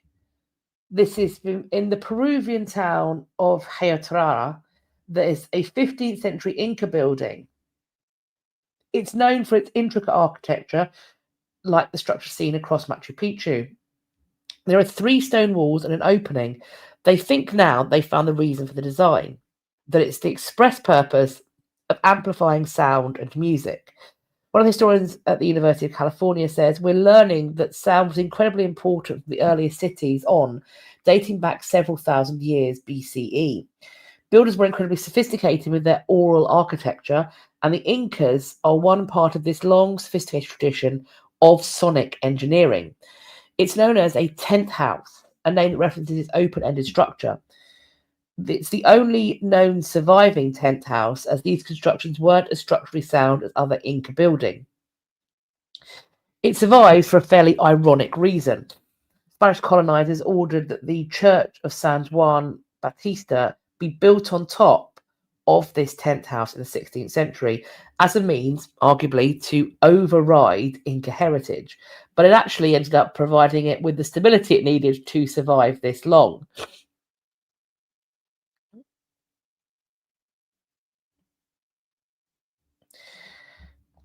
They think that the amplified sound, by funneling it to one end, creating a natural speaker of sorts, they might have used it to project low frequency sounds like drums to announce the end of a battle. At the height of the Inca Empire, the Inca Empire was the largest empire in pre-Columbian America. By the time the Spanish colonizers arrived in the early 16th century, the empire encompassed modern-day Peru, most of Chile, swathes of Ecuador, Colombia, Bolivia, and Argentina. They point out the Inca valued the arts and viewed architecture as the most important of them all. Inca left behind a wealth of complex, visually interesting structures. And for this reason, academics have often emphasized visual art in their scholarship about the empire. So sound studies are really critical because they emphasize that there is also this other part of it, it's not just the visual. Life is also experienced through sound, that all of our senses, all of our historical ancestors' senses need to be understood so that we can think about how they lived and we can add that into the conversation.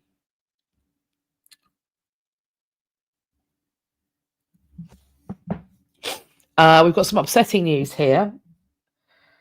A medieval tower collapsed in the heart of Rome. When news first came out, we'd heard about a person being injured and somebody else being trapped. We later got updates.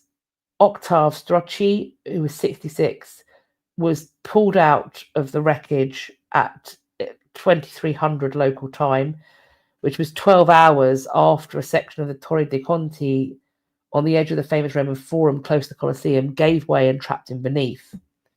Apparently his heart stopped in the ambulance and he was unable to be revived when he got to hospital. He was a Romanian national, as was another worker who was among 3 others pulled from the rubble. When he was rescued, he was apparently conscious and talking, and his wife was also at the scene, but seemingly his injuries were unsurvivable. Rome's prefect, Lamberto Gianni, described it as a very complex situation. After the initial collapse, he said firefighters had to put up protection around the trapped man so that when the second collapse happened, he could be shielded. The rescue operation was long because they had to mitigate the enormous risks faced by the people who were trying to carry out the rescue. This 13th century tower was built by Pope Innocent III as a residence for his brother. It's separated from the main visitors area of the Roman Forum by the street, and it has now been taped off as a precaution by police. I think they are trying to stabilise the structure, understandably. I assume that they will maybe rebuild or perhaps just simply stabilise. But what a terrible thing to have happened. I don't think it's completely clear why this happens. There's an investigation into the incident. The collapse happened at about 11:20 in the morning. Bricks just fell out. And this was part of this. What it happened during conservation work, but it's unclear what during the conservation work triggered this collapse. So as we get updates on that, but obviously an absolute tragedy for that man and his family, and just what a terrible thing to have had happen. A Paris court has blocked the auction of this, which is apparently the earliest known calculator, and it looks like a big boy. This is a calculating machine. Auction House Christie's confirmed that it will not proceed with bidding in the machine called La Piscaline. It was developed by the French mathematician Blaise Pascal in 1642. It was thought it could fetch 2 to 3 million euros. Scientists and researchers made a legal appeal to grant heritage protections to the instrument because it should be classified as a national treasure, they said. Pascal was just 19 years old when he developed the earliest version of the calculator, and there are only 9 machines like this still in existence. Its invention marks a breakthrough, a quantum leap, and it's got a very special meaning. It was included in Christie's auction of the library of the late Catalonia collector, Leon Passe, which also featured Pascal's philosophical pieces, Pensées, and the first printed version of Pascal's Wager. The French Heritage Group, Association Sites and Monuments, was listed as an applicant in the court filing, has welcomed this decision. I'm sure they have. That needs to be protected for the nation. Next up, friends, I'm going to warn you, it's bling bling time. The shiny is about to happen. Look out. Boom. Sotheby's diamond brooch allegedly lost by Napoleon as his forces fled Waterloo. It's gone on sale, and it has gone on sale for, it sold for 3.5 million Swiss francs, which is about $4.4 million. Apparently, this can also be worn as a pendant. Good Lord. The chain, that's going to need a chain of office. That is, okay. It's got a diamond weighing over 13 carats with other smaller cut diamonds. It was estimated that it was going to go for 200,000 francs, so it's considerably outstripped that. It was found in a stash of personal belongings when Napoleon's carriages got held up on muddy roads when they were fleeing the Duke of Wellington's forces. It was part of the heirlooms of the Prussian royal house. The identity of the seller has not been identified, and the buyer is a private collector. One diamond expert said the sale took on the added allure in the wake of the much ballyhooed robbery of Napoleonic jewels from the Louvre Museum. Quote, given the recent Louvre heist and the provenance of arguably the most famous French figure in history, I'm not surprised the jewel achieved a majestic 3.5 million francs. I mean, good Lord. It's a big lad.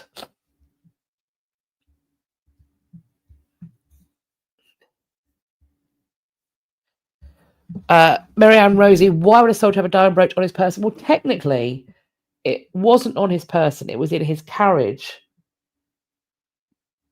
Presumably, among the other treasures that he was transporting from the field of battle.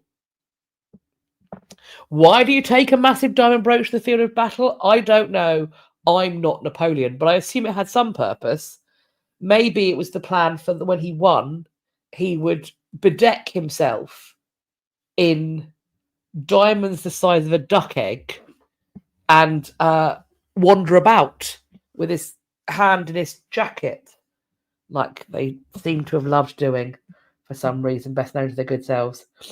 But yes, it's very shiny. It's very shiny, and the diamond is very big. And because of its significance, you obviously could never remake it into other jewellery. Maybe that's why their hands are all in their jacket. They've all got enormous diamond brooches the size of a doorknob that they're clinging to just above their rib cage. Maybe he was in diva mood. I don't know. Maybe he thought if he wore them like a collection of like nipple tassels, it would form some kind of rudimentary vest to see off blades and shot. I don't know. But it's unwearable. It's unwearable. Am I correct? Would anybody look at this and go? Because the thing is, if you wore this out, first of all, good God, it's a lot of money. But second of all, if you wore that out and about, no one's going to believe it's not paste. I mean, it's got so many diamonds involved that it just looks like costume jewellery.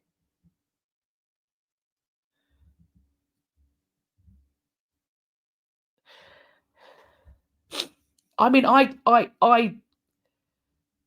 couldn't do it myself. I mean, no one's offered, obviously, but if they did, I'd be like, you're most kind to offer me that enormous doorknob of a piece of jewellery. But I'm going to say no, thank you. I'm going to say no, thank you. Are we being smutty? Good, I enjoy it. I mean, I have said the word doorknob with extra emphasis on knob too many times. My husband made a really grown-up suggestion that perhaps the jewels are there as a ransom payment if captured or as a fortune of war. Maybe. Miriam Rose says, is it not unwearable? I mean, I think technically you could wear it like physically you would have the capacity to wear it. I think, based upon where would you wear it? Based upon the appearance, where would you wear it?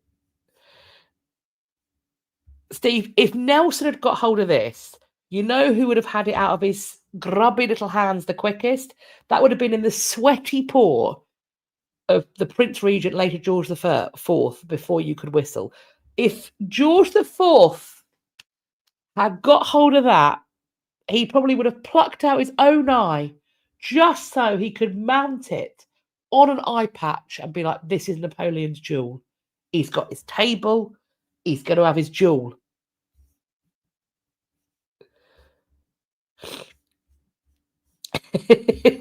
Sydney Silent, Mr. Dr. Cat harshing our vibe. Look, you know what? Every now and again, he comes in with the solid logic. Usually, he's being irreverent and very silly, but that time I think he's probably got a point actually. But if that had ever got into the hands of Nelson, he would have had it for about 6.5 seconds before George's pudgy little hand was like, yoink, mine.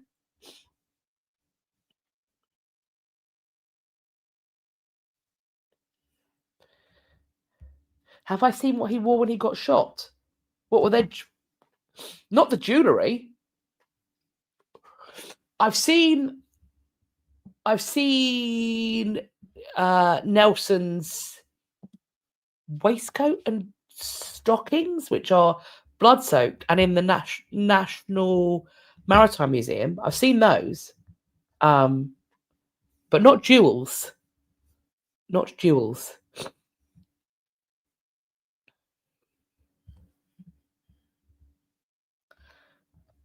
Oh, well, now my husband's just trolling me about my choice of an engagement ring. He said, maybe it's super bling. He wanted something demure, but then the jeweler brought out something shiny. Sound familiar? I love you. He's not wrong.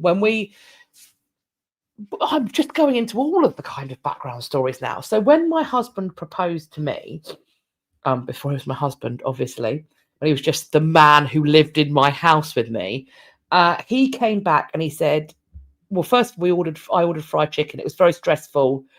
The chicken place was very confusing. It had weird stuff on the menu. So I had a bit of a tizzy about that. And then he got down on one knee and he said, well, I hope this is going to be a simpler process. Will you marry me? And my response was to issue a string of expletives. The F word came up a number of times. And then I said yes. But what he'd done was he had bought a ring and he said, we're going to go and choose the ring you want. This is a ring I'm proposing with. And I went, well, I want something very subtle, very, very demure, very mindful. And then we went to the jeweller's and I got confused because I am, turns out, a dirty little magpie. And I was like, oh no, I was very wrong about what I wanted. I want that one. And what I want you to also do is take the diamond out of the ring you propose with and put it on, add it to the engagement ring I'm going to have. So yes, I can understand it now. Do you know what, Napoleon? I take it all back. I apologise if you're listening from the afterlife. Do you know what? It happens to the best of us.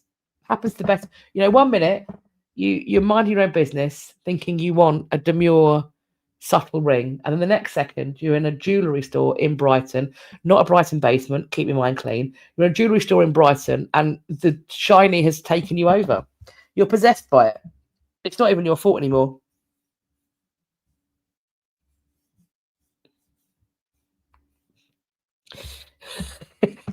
Riska, if it makes you feel better, it took me 15 minutes to figure out my now husband was even proposing to me. I thought it was just a present. That's adorable.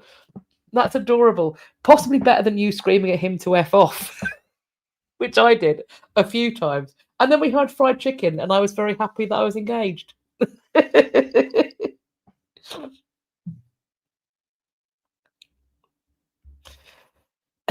So, what else we got? Let's carry on. Message in a bottle from World War I soldier has been discovered 109 years later. These were written by 2 Australian soldiers a few days into their voyage to the battlefields of France for World War I. They have been now found off Australia's coast, which makes me think, my God, the currents are wild. A family, the Brown family, found the Schweppes brand bottle, other drinks are available, just above the waterline at Warton Beach near Esperance in Western Australia. I'm saying that because I'm not sure if that's how that's pronounced. They found it on the 9th of October. They like to go beach cleaning, and so they thought it was a bit of rubbish. Then they had a look. They found cheerful letters, one in pencil, one by Private Malcolm Neville, who was 27, another by William Harley, who was 37, dated to the August 15th, 1916. Their troop ship, the HMAT A70 Ballarat, left Adelaide on August the 12th. Neville was killed in action a year later. Harley, wounded twice, but survived the war. He died in Adelaide in 1934 of cancer that his family say was caused by him being gassed by Germans in the trenches. Neville requested the bottles fine to deliver his letter to his mother.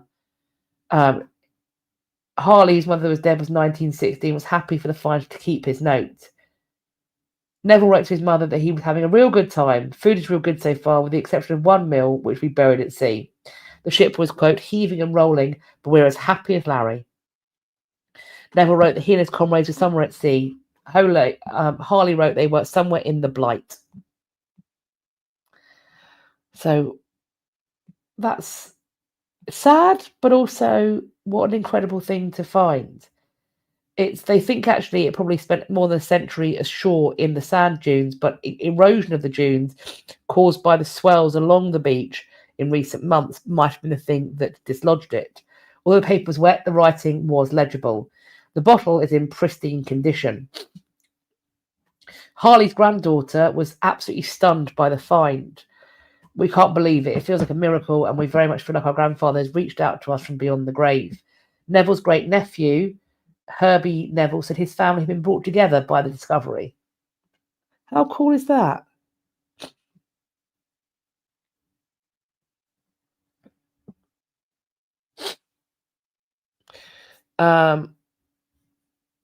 So the blight apparently refers to the Great Australian Bite. It's not blight, it's bite. The Great Australian Bite. Bicht? B-I-G-H-T. I'm saying bite, but it could be bicht. An enormous open bay that begins in the east of Adelaide and extends to Esperance on the western edge. Bite? Blight?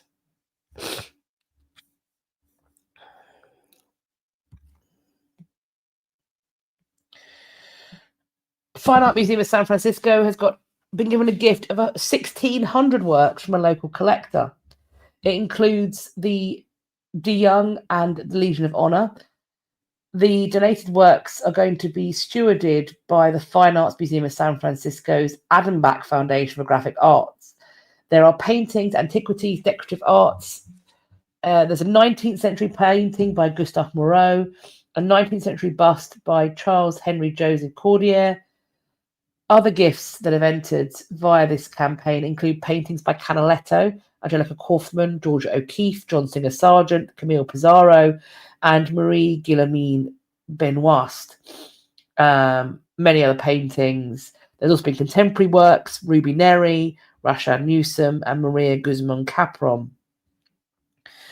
If you go to this, you can go to this link and you can see many of the other pieces that have been donated. So do check that out.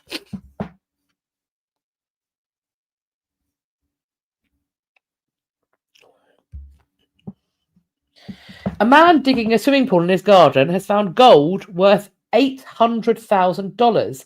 Well, that's nice. This is in France.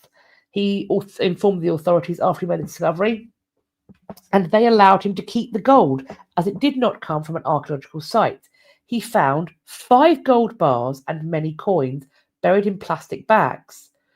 This gold had been acquired legally and then melted down some 15 or 20 years ago. The gold bars had unique numbers that could be traced, so they could determine they'd not been stolen. The treasure belongs to the person who finds it on their own property. The owner of the garden had previously died, and so they don't know how the gold ended up there. That is wild. That is wild. So it was 15 or 20 years old.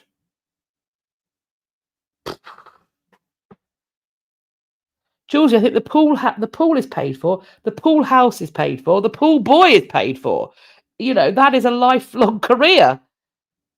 Jeez.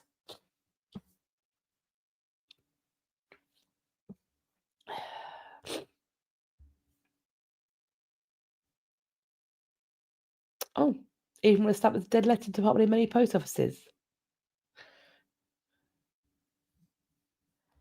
There we are. Lucky he's got unnamed. There we are. With the release of the new Wicked movie, I haven't seen that. I'm trying to convince Gabriel to come and have a look at both of them. The hat from the 1939 film is going up for auction. This is the hat worn by Margaret Hamilton in The Wizard of Oz. It's going to be auctioned on the 9th of December. This is offered by Heritage Auction. Last year, they're the ones that sold a pair of the ruby slippers from the film. They sold it for 28 million. This is coming up for sale just after the release of the movie. It's a black wool hat, and it's one of several Oz items hitting the block.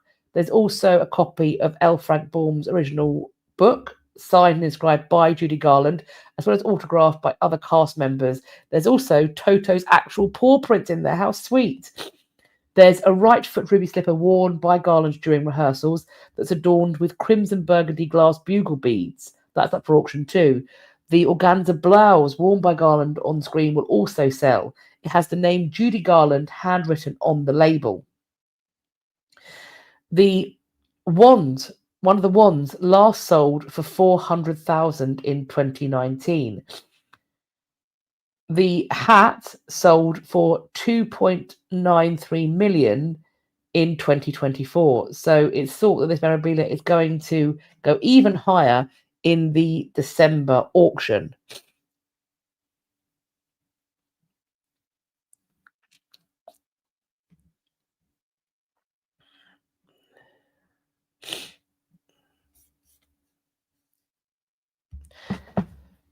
Now, if you are in the mood to put some... Oh, that's a great shout. I can see Cynthia Arriva buying it. Do you know what I can see? I could see one of her die-hard, hardcore fans buying it for her and presenting it as a gift.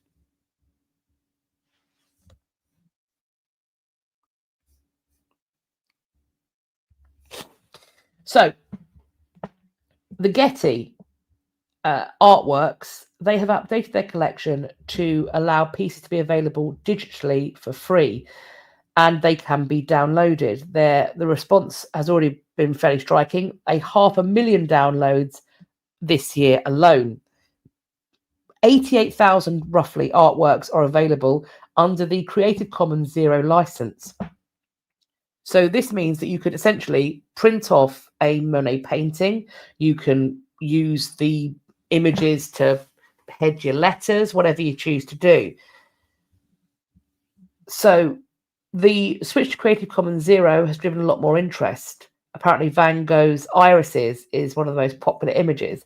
If you want to get this free art, it can be found on the museum's website. If you go to the link in this description box, you can click on, there's a clickable link on the article, and then you just go in the search bar and you search either the artist names, or you might search a keyword from it, and then you can download, freely use all of this sort of thing. The Getty is dedicated to giving artwork to the public domain. It's a resource for everyone. You can do anything you want with it. This includes selling things, putting the images in movies, or using them for your own personal artwork. That's incredible. So check it out. And if anybody does produce anything artworky, send me a picture.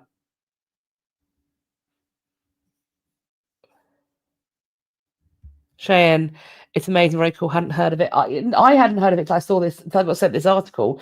I think it's brilliant. I think it's brilliant.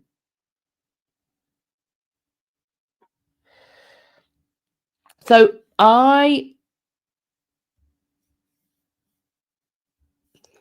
Brian says we do have the current First Lady who seems to really like hats with super wide brims. I mean, well, also not offset to a jaunty angle. There's a reason why, if you see the royal ladies of the United Kingdom, when they wear their hats, they're all askew to the same direction. That's so you can cheek kiss.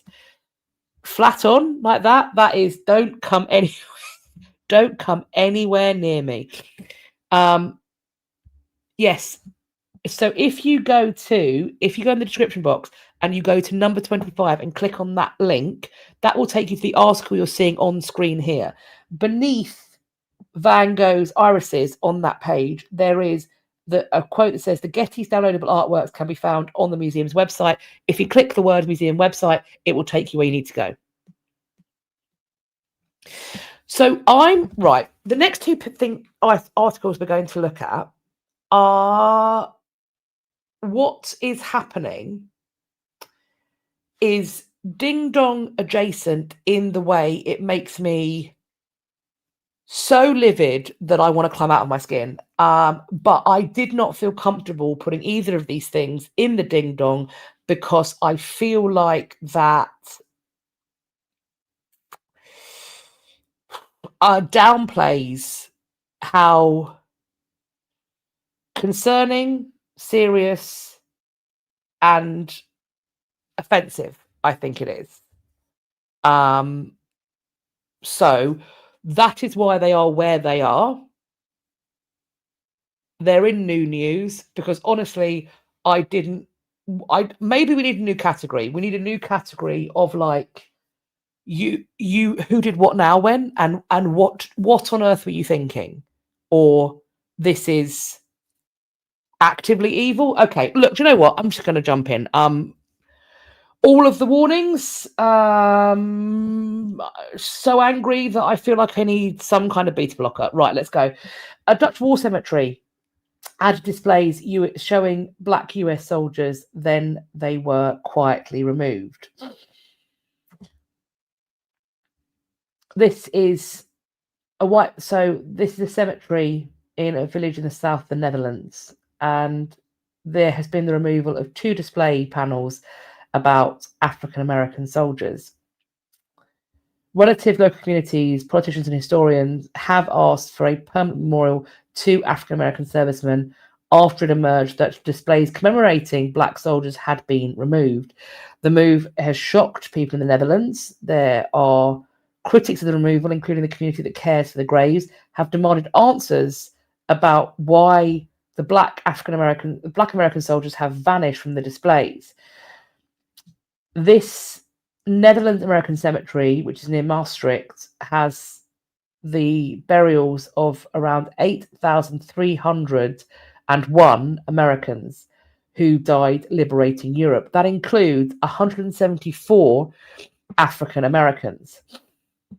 In 2023, the American Battle Monuments Commission, which runs the site, opened a visitor centre and last year added 2 panels. One on the million African Americans enlisted but were fighting on 2 fronts, so against the Nazis in Europe and also against segregation.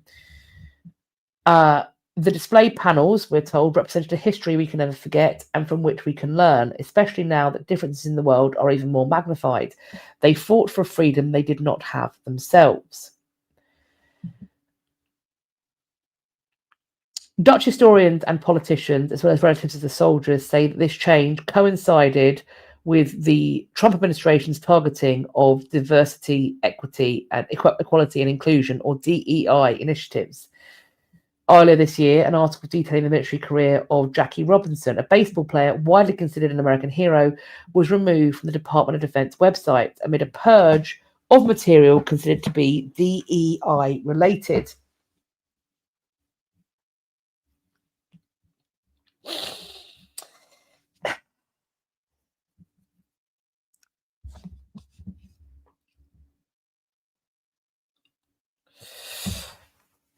There's more back and forth.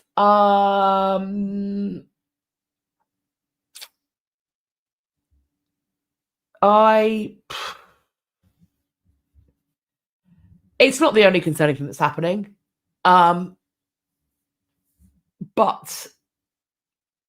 I don't have any idea how this serves anyone for the better. I don't know how any policy of this kind could possibly improve anything.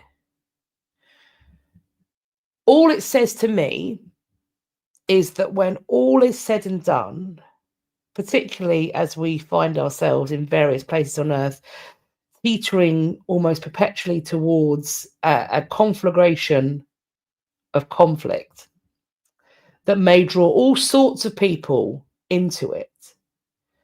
What stories like this make abundantly clear to me is that governments will ask, demand, require, enforce that their young people sign up or turn up to fight in a war they did not start, and they won't thank you for it.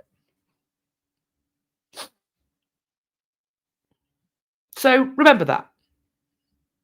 This is what government gratitude looks like for the sacrifice. And this close remembrance to Armistice Day, this is what it looks like. I think it's disgusting. It makes me really angry. Another thing that when I read it, I had to read it 2 or 3 times because I am baffled. This next one, I'm again baffled as to. Oh, that was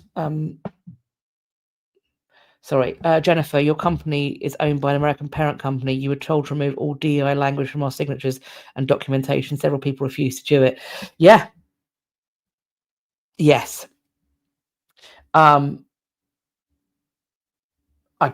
Yeah. Because it's just wild. It's just wild. And good for them. Extra History is doing videos on recently removed history to recall what's being destroyed. Brilliant. If you can, download those videos and store them on an external hard drive. You know, we know who owns the tech. We know where a lot of the tech ownership lives. Keep copies. Keep copies.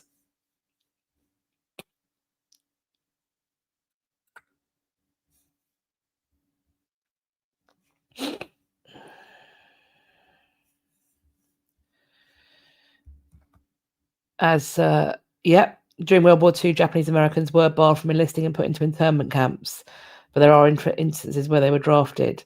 The US does not have the shiny history of the promise they boast. I think whenever it happens, conflict, war is just always such an unspeakable waste of human potential and life, that of all of the things humanity could be doing with their infinite time and resource and creativity, the creativity that is the gift of human beings, that this is how it is squandered. No.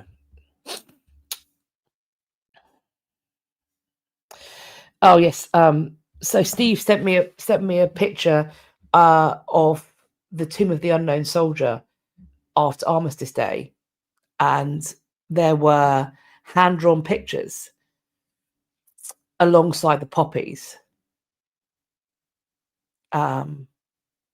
Because apparently that motto, lest we forget, we're forgetful of many things. Many, many things.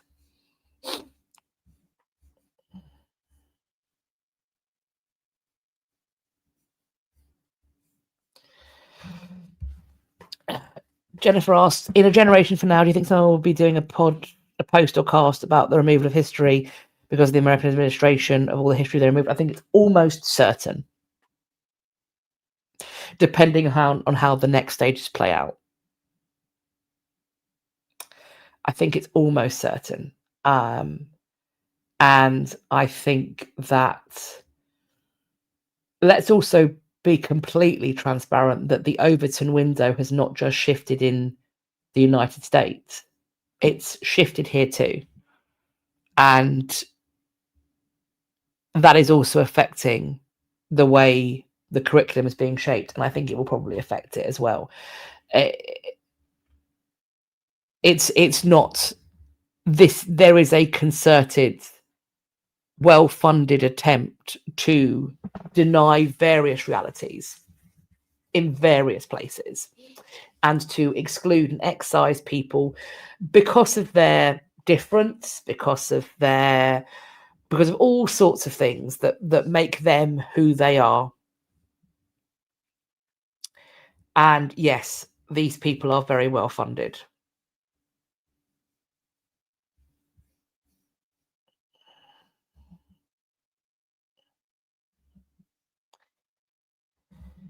Oh dear, yeah. Tech and bots are inflaming tensions between Cambodia and Thailand. Big tech is evil. I mean, yeah.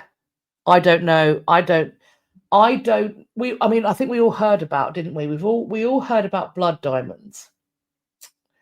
And that, now you can get kind of conflict-free diamonds, whatever that might mean. But of course, now it's conflict minerals. And we don't hear quite so much about that. The fact that there are still tiny children being conscripted to hold machines of destruction. I'm not going to say the word just in case. For earth minerals that are deemed valuable.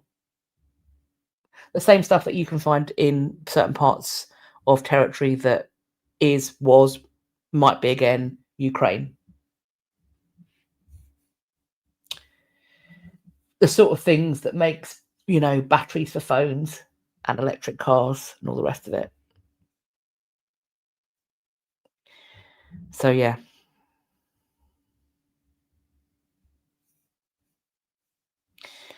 Yeah, Chile, one of the biggest producers of rare earth minerals. And that can either be very profitable, but for a vulnerable community, it can of course cost them dearly. Next up, this one is also, I couldn't put it in ding dong, but this is utterly baffling to me. There was a planned auction of Holocaust artifacts that was going to take place in Germany, and this has been pulled. However, it was planned. Let's just put that where it needs to be. There, included in the sale, were hundreds of what's referred to as Holocaust artifacts, so letters written by prisoners and other documents that identify many people by name. So there were 600 lots. Letters written by prisoners from German concentration camps to their loved ones at home. Also, Gestapo index cards and other perpetrator documents. The auction was titled "The System of Terror."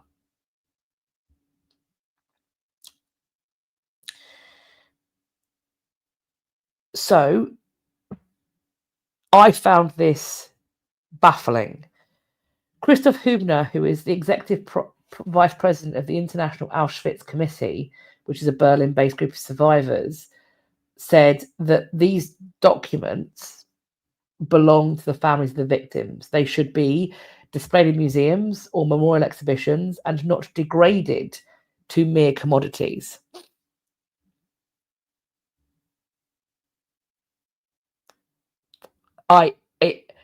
How anybody in any auction house was so devoid of empathy is the term I want to use, to think that they could appraise for value these items, because that has to happen, right?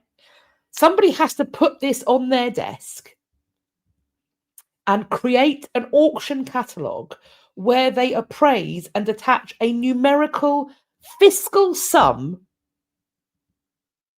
to these items. And surely anybody who was born with their empathy chip intact would go, whoa, whoa, whoa, whoa, whoa. This feels virulently awful.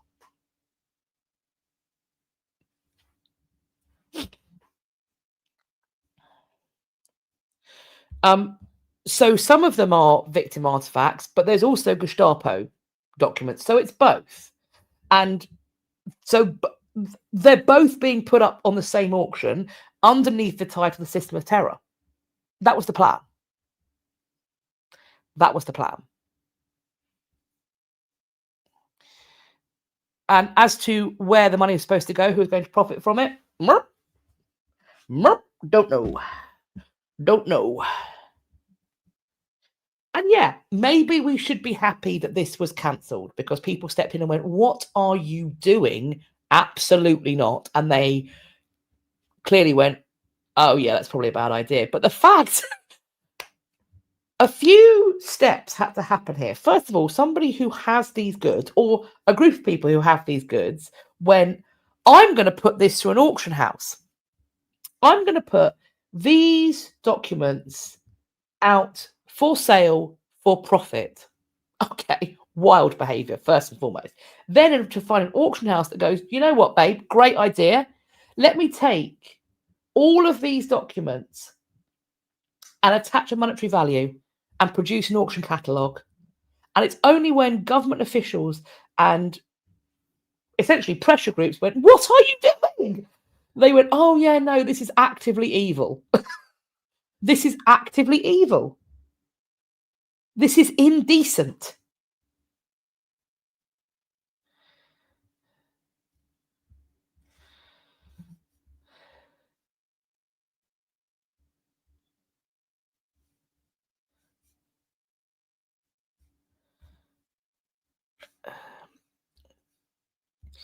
Brian, I feel like they've done it with Titanic victims belonging. What? How? They've done it with the victims of belongings from the victims of the Titanic. Probably set a bad precedence. People are flogging stuff. How? Someone is responsible for that. Someone is responsible for that.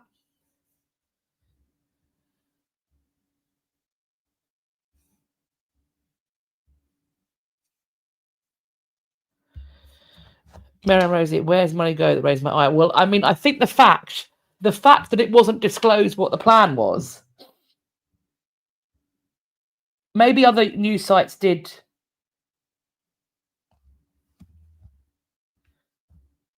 Maybe other news sites did say what the plan was for the money, but I think it's very concerning that it was not explicitly stated in any of these articles. My husband pointed out that in the essence of the Titanic, it could be claimed as salvage. It could be. I agree with you. However, it's so deep.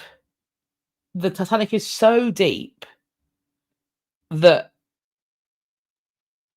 and the way we deal with modern wreck sites, we've only been able to get down there properly fairly recently, and the ethics around it function differently.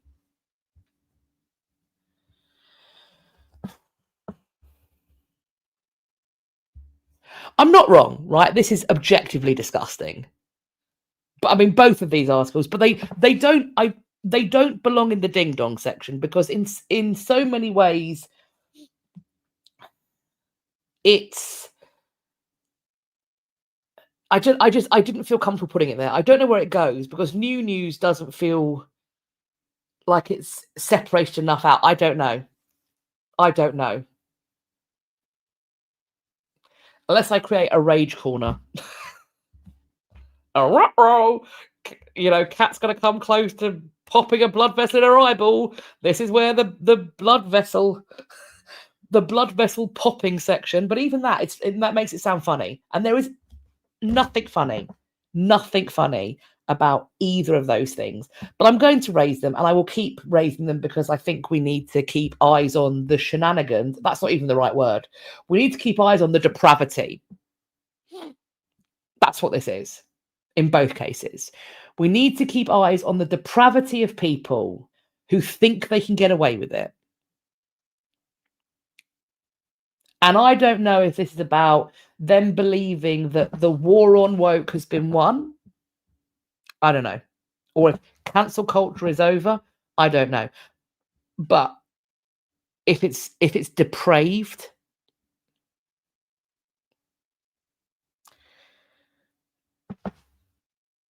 I'm going to keep talking about it, even though it makes me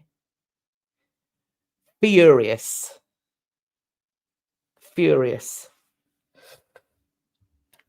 But now we've done that, let's slide on to the ding dong. That sounds wildly inappropriate. But there we go. Oh, before we do, Brian Valker, how far along was the auction? Well, there was a listing on the website. So it went as far as a listing being created for the auction to take place, which I'm assuming means the catalogue had been created, and if it's on the website, a date for the auction had been set. Julesy, I enjoy that. Fubar. Maybe that's the new section. Maybe that's... I mean, I do also enjoy... I can't say those. I don't think I can say those. Mariska, Venomous Care Bear. Maybe Fubar is the way to go, because that's what it means. I think you're allowed to cuss. I'm not. Maybe. Who knows? In these times, the fact that this can happen, but I can't even drop a little F-bomb for fear of something happening. We're going to Fubar it. Okay. All right. I'm going to keep that in my back pocket. There we are. Thank you very much. Appreciate. On to the ding-dongs. This is a situation that happened. A teenage tourist vandalising artworks and tapestries at the Metropolitan Museum of Art. He's been named. He's 19, Joshua Vorin, who was hurling water at the French oil painting from the 19th century, the Princess de Broglie. It's described as a masterpiece. This happened at about 4:30 p.m. on the 3rd of November. He then went to a 16th century Italian altarpiece, the Madonna and Child, and splashed it with water. And then he ripped up 2 tapestries before being taken into custody shortly afterwards. He was staying at a Times Square hotel, to not give a motive for the vandalism, but it does appear that he was under the influence of an, quote, unknown substance, and was turned over to the police by his mother. He was taken to the hospital before being arraigned on criminal mischief charges. This damage was apparently minor, and the repairs are expected to cost around $1,000. Oh dear. So I'm sure we're going to find out what he's taken. I mean, it's angel dust, isn't it? It's angel dust. Yep. Turns out, if you're taking a trip to New York with your mum, maybe don't go down to the local corner and smoke whatever's given to you. because you may be in issues.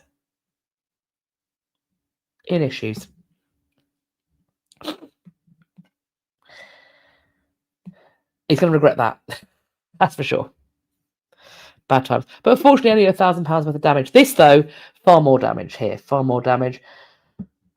A visitor's improper use of incense and candles in China has caused a pavilion and a sacred temple to burn down. This is a 3-story structure engulfed from top to bottom. Apparently there were no casualties, and the fire didn't spread to surrounding forest areas. The preliminary findings said that it's incense and candles used improperly. The pavilion, built in October 2009, fortunately contained no cultural relics. All the buildings in the temple complex were modern construction with no ancient architectural remains. It was commissioned in 2008, completed in 2009. The original temple dated back many centuries, but the current buildings were then built in the 1990s. Further action would be taken in line with investigation, and safety measures would be strengthened to reduce fire risks. And this, in 2023, flame broke through a centuries-old temple in China, almost burning the building to the ground. The fire was extinguished, and the Buddha statue contained within remained partially intact, but several temple structures were destroyed. So fortunately, a replica, but also a warning, I think. It's that line you have to walk, that places like this, whether reconstructions or whether they are historical from the period, using them for their intended purpose keeps them alive. It maintains them. However, equally, using them, particularly using them improperly, endangers them in the ways we're seeing here. So something to consider and think about. Next up, we're moving on to events and exhibitions, and we've got this amazing article reviewing V&A East. They're referring to it as a new museum for Gen Z. I think it's a museum for everybody. I think it's really worth checking out. So in addition to this article, which I recommend you read, you will also find links to how to visit the V&A East, and also the accessibility information. That's all linked down below. This is a place where you can get items out of storage, so it's almost like a library of artifacts as well. There's special means to go through, so do check it out. I know of some people from where I've worked, they've gone in groups, and sometimes they've had like a tour and they've gone and seen artifacts. I really want to go and check out the V&A East. I think it sounds really interesting to look at what they're doing here. So maybe I will see if they'll let me come in and talk to somebody, and maybe I can film it and look at how it functions and what you can do there for all those people that either want to plan a visit but aren't sure how, or for people who perhaps live abroad and might not make it over. So V&A East, something to check out there. Also, if you are abroad, wherever you might be, this is an online resource. We have got a digital atlas of the ancient roads of the Roman Empire. Online, there are tutorials about how to use it, and you can explore the Roman road network, which I think is super fun. And so there's a link there for you to check that out. Next up, we have got, this is in Rome, the Bible of Borso d'Esti is on display. It's on display in the Library of the Senate of the Republic, and this is part of the Vatican Festival. There's a whole list of other things that are going on, but this Bible, if you are in Italy before January the 16th, it is an absolute work of art. You can see some of the kind of artwork in it on this picture here. But also, if you click on this website, they have digitized with really high resolution some of the pages, and they are so vibrant and so stunning. So even if you can't get over to Rome to see it, then I do think check out this page, because you can see some incredible pages from this Bible there.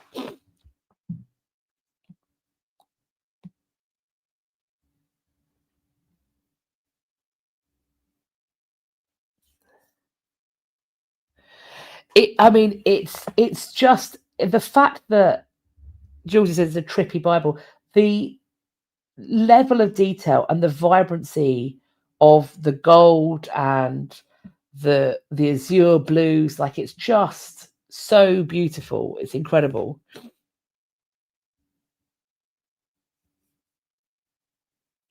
Oh yes, this is a good point. Reen, yes, double check V&A East. Let's be very clear here. It is not the Victorian Albert Museum in South Kensington. That is a different place. Same parent institution, not the same place. Equally, there's V&A East, and there's also the Young V&A, which used to be the Museum of Childhood. This is also not in South Kensington. If you have got sproglets that you are in charge of for the day, maybe they belong to you, not on a lease basis, that you own them in some fashion. Maybe they fell out of you like mine did. If you want a afternoon of free fun with your kidlets, I suggest you check out Young V&A. It is super fun. Toys from your childhood, also activities to get involved with, all of that good stuff. Side note, take a packed lunch. The cafe is extortionate, but take a packed lunch. It's great fun. Last but by no means least, money saving was sent to me. I have been meaning to bring this up because for those who don't know, I am a freelancer at the Historic Royal Palaces. Some of the work I do there, I occasionally get into costume and pretend to be figures from history and talk to the public and generally mince about in beautiful clothes. Or I lead education sessions, principally for GCSE and A-level groups. So that's sort of 15 to 18-year-olds. And this is something that HRP offers for the Tower of London, Kensington and Hampton Court Palace. So it's currently London only. And then from the 9th of... is that 2024 or 2026? No, this is old. Okay, so already they are including visits to Hillsborough Castle over in Ireland as well. These are £1 tickets to go to either the Tower of London, Kensington, Hampton Court, or Hillsborough. The £1 tickets are available for people who receive universal credit, working tax credit, pension credit, child tax credit, employment and support allowance, income support, or job seekers allowance. So these, if you are in receipt of those things, you can go to these places for £1. Under fives are free all the time. I think I've got a sneeze coming. Oh, I think it's going to escape. Pardon me. Sorry about that. So that is a considerable discount on what you would normally pay to go there. So if that does mean you can get tickets for £1. Mariska, it took me a while to say until they fell out of you to figure out what sproglet was. Sorry, I was euphemistically talking about children. Brian says, I think you were Anna Denmark. I did at one point mince about Hampton Court as Anna Denmark, but also as Titania, because in the in the story we created that was based upon some things that happened and also some dramatic license, Shakespeare's company had come to Hampton Court. They were going to perform for Anna Denmark and King James. they were going to perform Midsummer Night's Dream, but half the cast hadn't shown up. So Anne takes it upon herself, because as we know, Anna Denmark did love a mask and also spending lots of lovely money. So she's like, well, I'll step in for the rehearsal. And so she comes out in full fairy wings and flirts about the Great Hall. And I had the most delightful time. It was so hot, but it was great fun. I've played other people that are also super cool at Hampton Court and elsewhere. Not many years back, about 2018, 2019, I got to play both Abigail Masham and Sarah Churchill at Hampton Court. Playing Sarah Churchill was a delight. I've played a fool at Hampton Court, a Tudor fool. It's been great fun. Lots of great fun. Marianne, own them, really, Dr. Cat. While they are your children, ownership is not cool. LOL. I mean, I don't know how else to say it. I was talking to various people about the difference between training dogs and raising kids, and I'm like, dogs just learn quicker.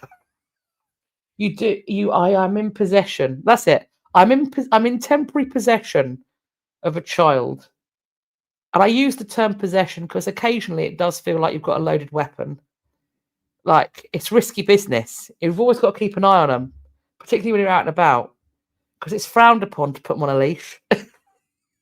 But they might be biters. They might be biters.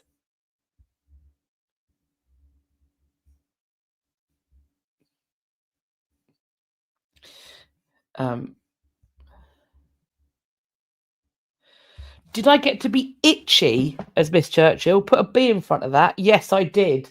I had a delightful time. My favourite moment, because a lot of the stuff sometimes we did sort of scripted stuff, heavily scripted stuff, and sometimes it was very kind of loose.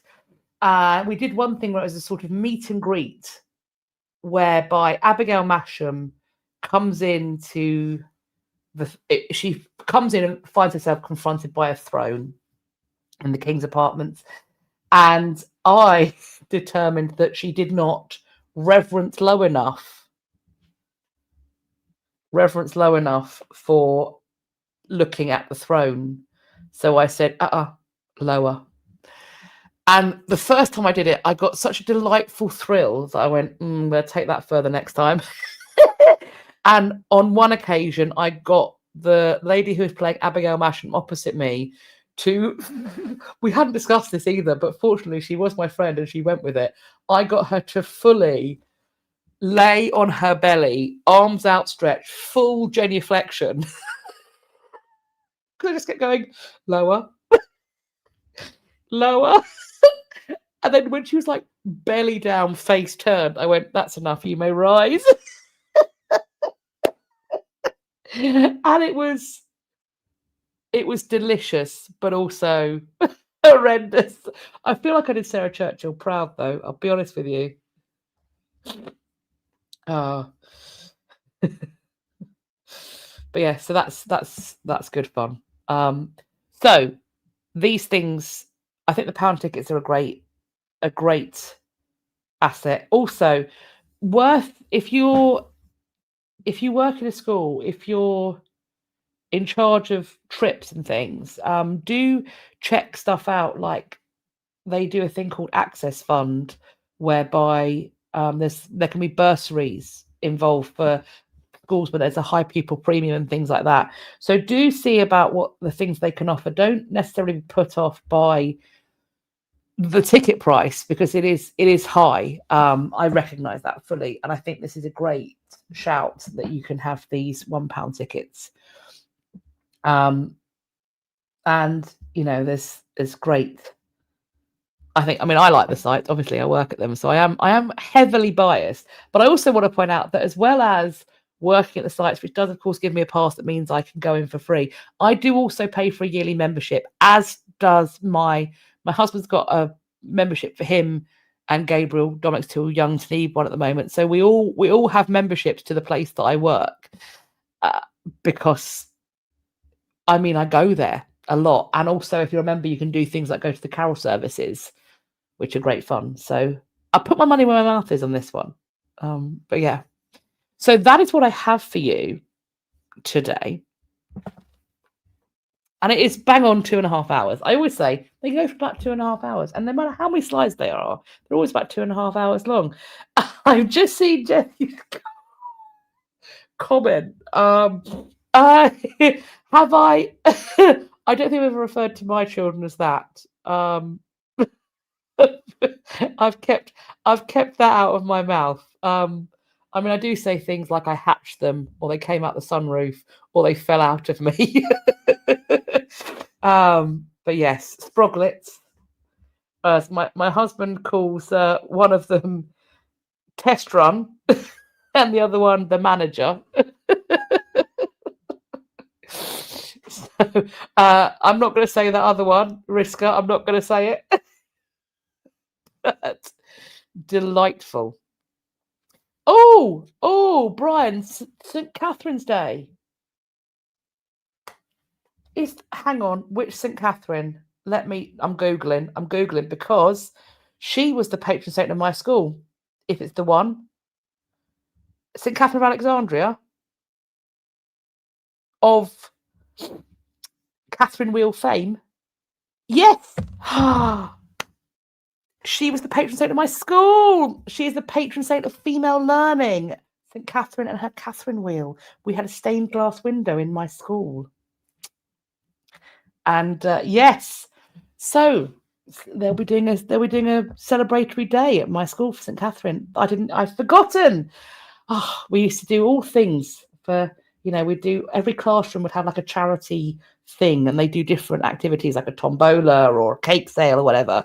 Super fun. You're most grateful. I'm most welcome for that, and I'm pleased that you can use it for your students. I love it. That's brilliant. Off topic, does the Church of England do saints? I mean, broadly speaking, the school I went to was a Church of England school. I mean, not specifically. I don't think. I mean, I'm godless. So I'm utterly godless. But I think not in the same way as Roman Catholics do. I don't think they pray as intercessors. I think the lives of saints are seen as, correct me if I'm wrong, somebody who goes to church. I think the lives of saints are seen as being things you can learn from, and so thus have importance, but not intercessional. Is that a word? Mayhap. Intercessional. Could be. So yes, they do saints, but not in the same way. Equally, the Church of England is basically Catholic, so it's just, no purgatory, no confession. But like Anglicans, high Anglican church, loads of bells and whistles. Right, friends, thank you so much for spending this time with me. There were some rambles down the road. There was some rage. There were some fun. I told some stories of my life. gave me a background biography, which you may not have wanted, but you got it anyway. Thank you so much for hanging out with me. Thank you, whether you are watching live or on the playback. Also, let me know because I can see some people are watching through and commenting through the vertical video. If you could put a little comment after we finished, where did this video show up for you that you can watch it on your phone like that? Is it on the short shelf?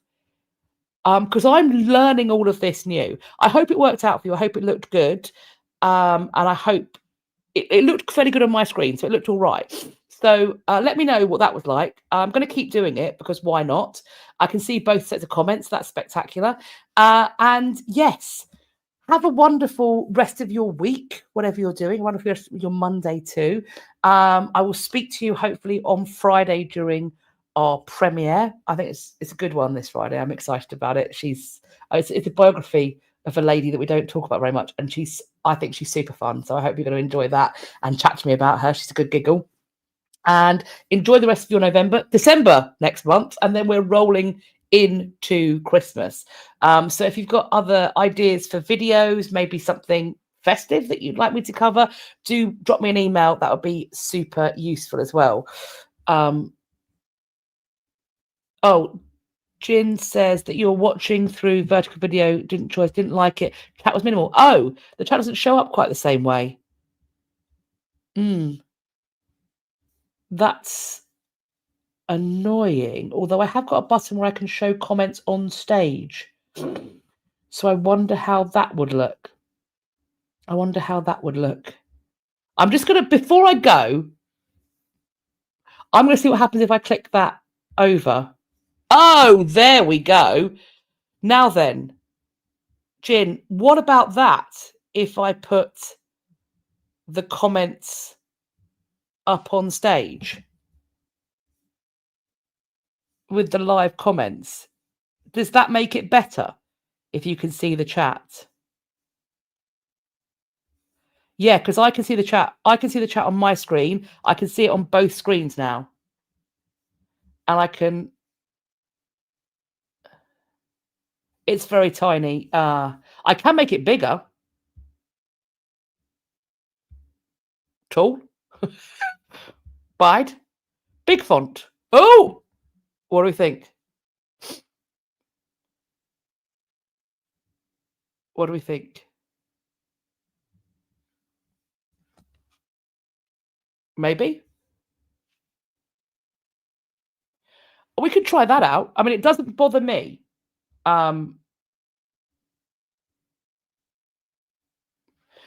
So there are now 2 options with the vertical video, Mrs. We've got Miss Amethra.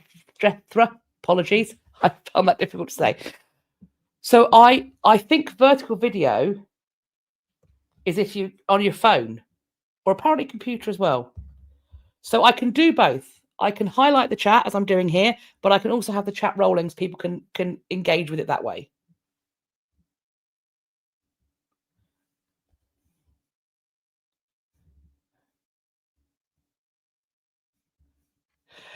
Yes, now that's going to be an issue. Watching on the PC, the whole screen is portrait, and it's very difficult to see your photos, even read the corresponding numbers, checking the links. Right. Yes. I will keep working on it. But maybe this is a good stopgap in the way, in the journey towards where we want to go. Okay. The photos were too small. Okay, if I know that maybe I can change the way the slideshow operates to work better for both formats. Let me look into that for next month. We'll keep experimenting, friends. And if we don't like it, we'll figure out a different way to do it. I mean, also, if you don't like it on one format, I'm saying hopefully you can pick the other one, but I don't also know that. And I can take the comments off as well. So thank you for that advice and for that chat as well. I will investigate further, but thank you for being along for the experiment. Have a lovely rest of your week. Look forward to chatting to you in the premiere on Friday and in December as well. Again, as I said, let me know about any festive video topics you'd like me to cover. For now, though, have a lovely rest of your day. Do take care of yourselves. And for now, it's going to be bye-bye from me.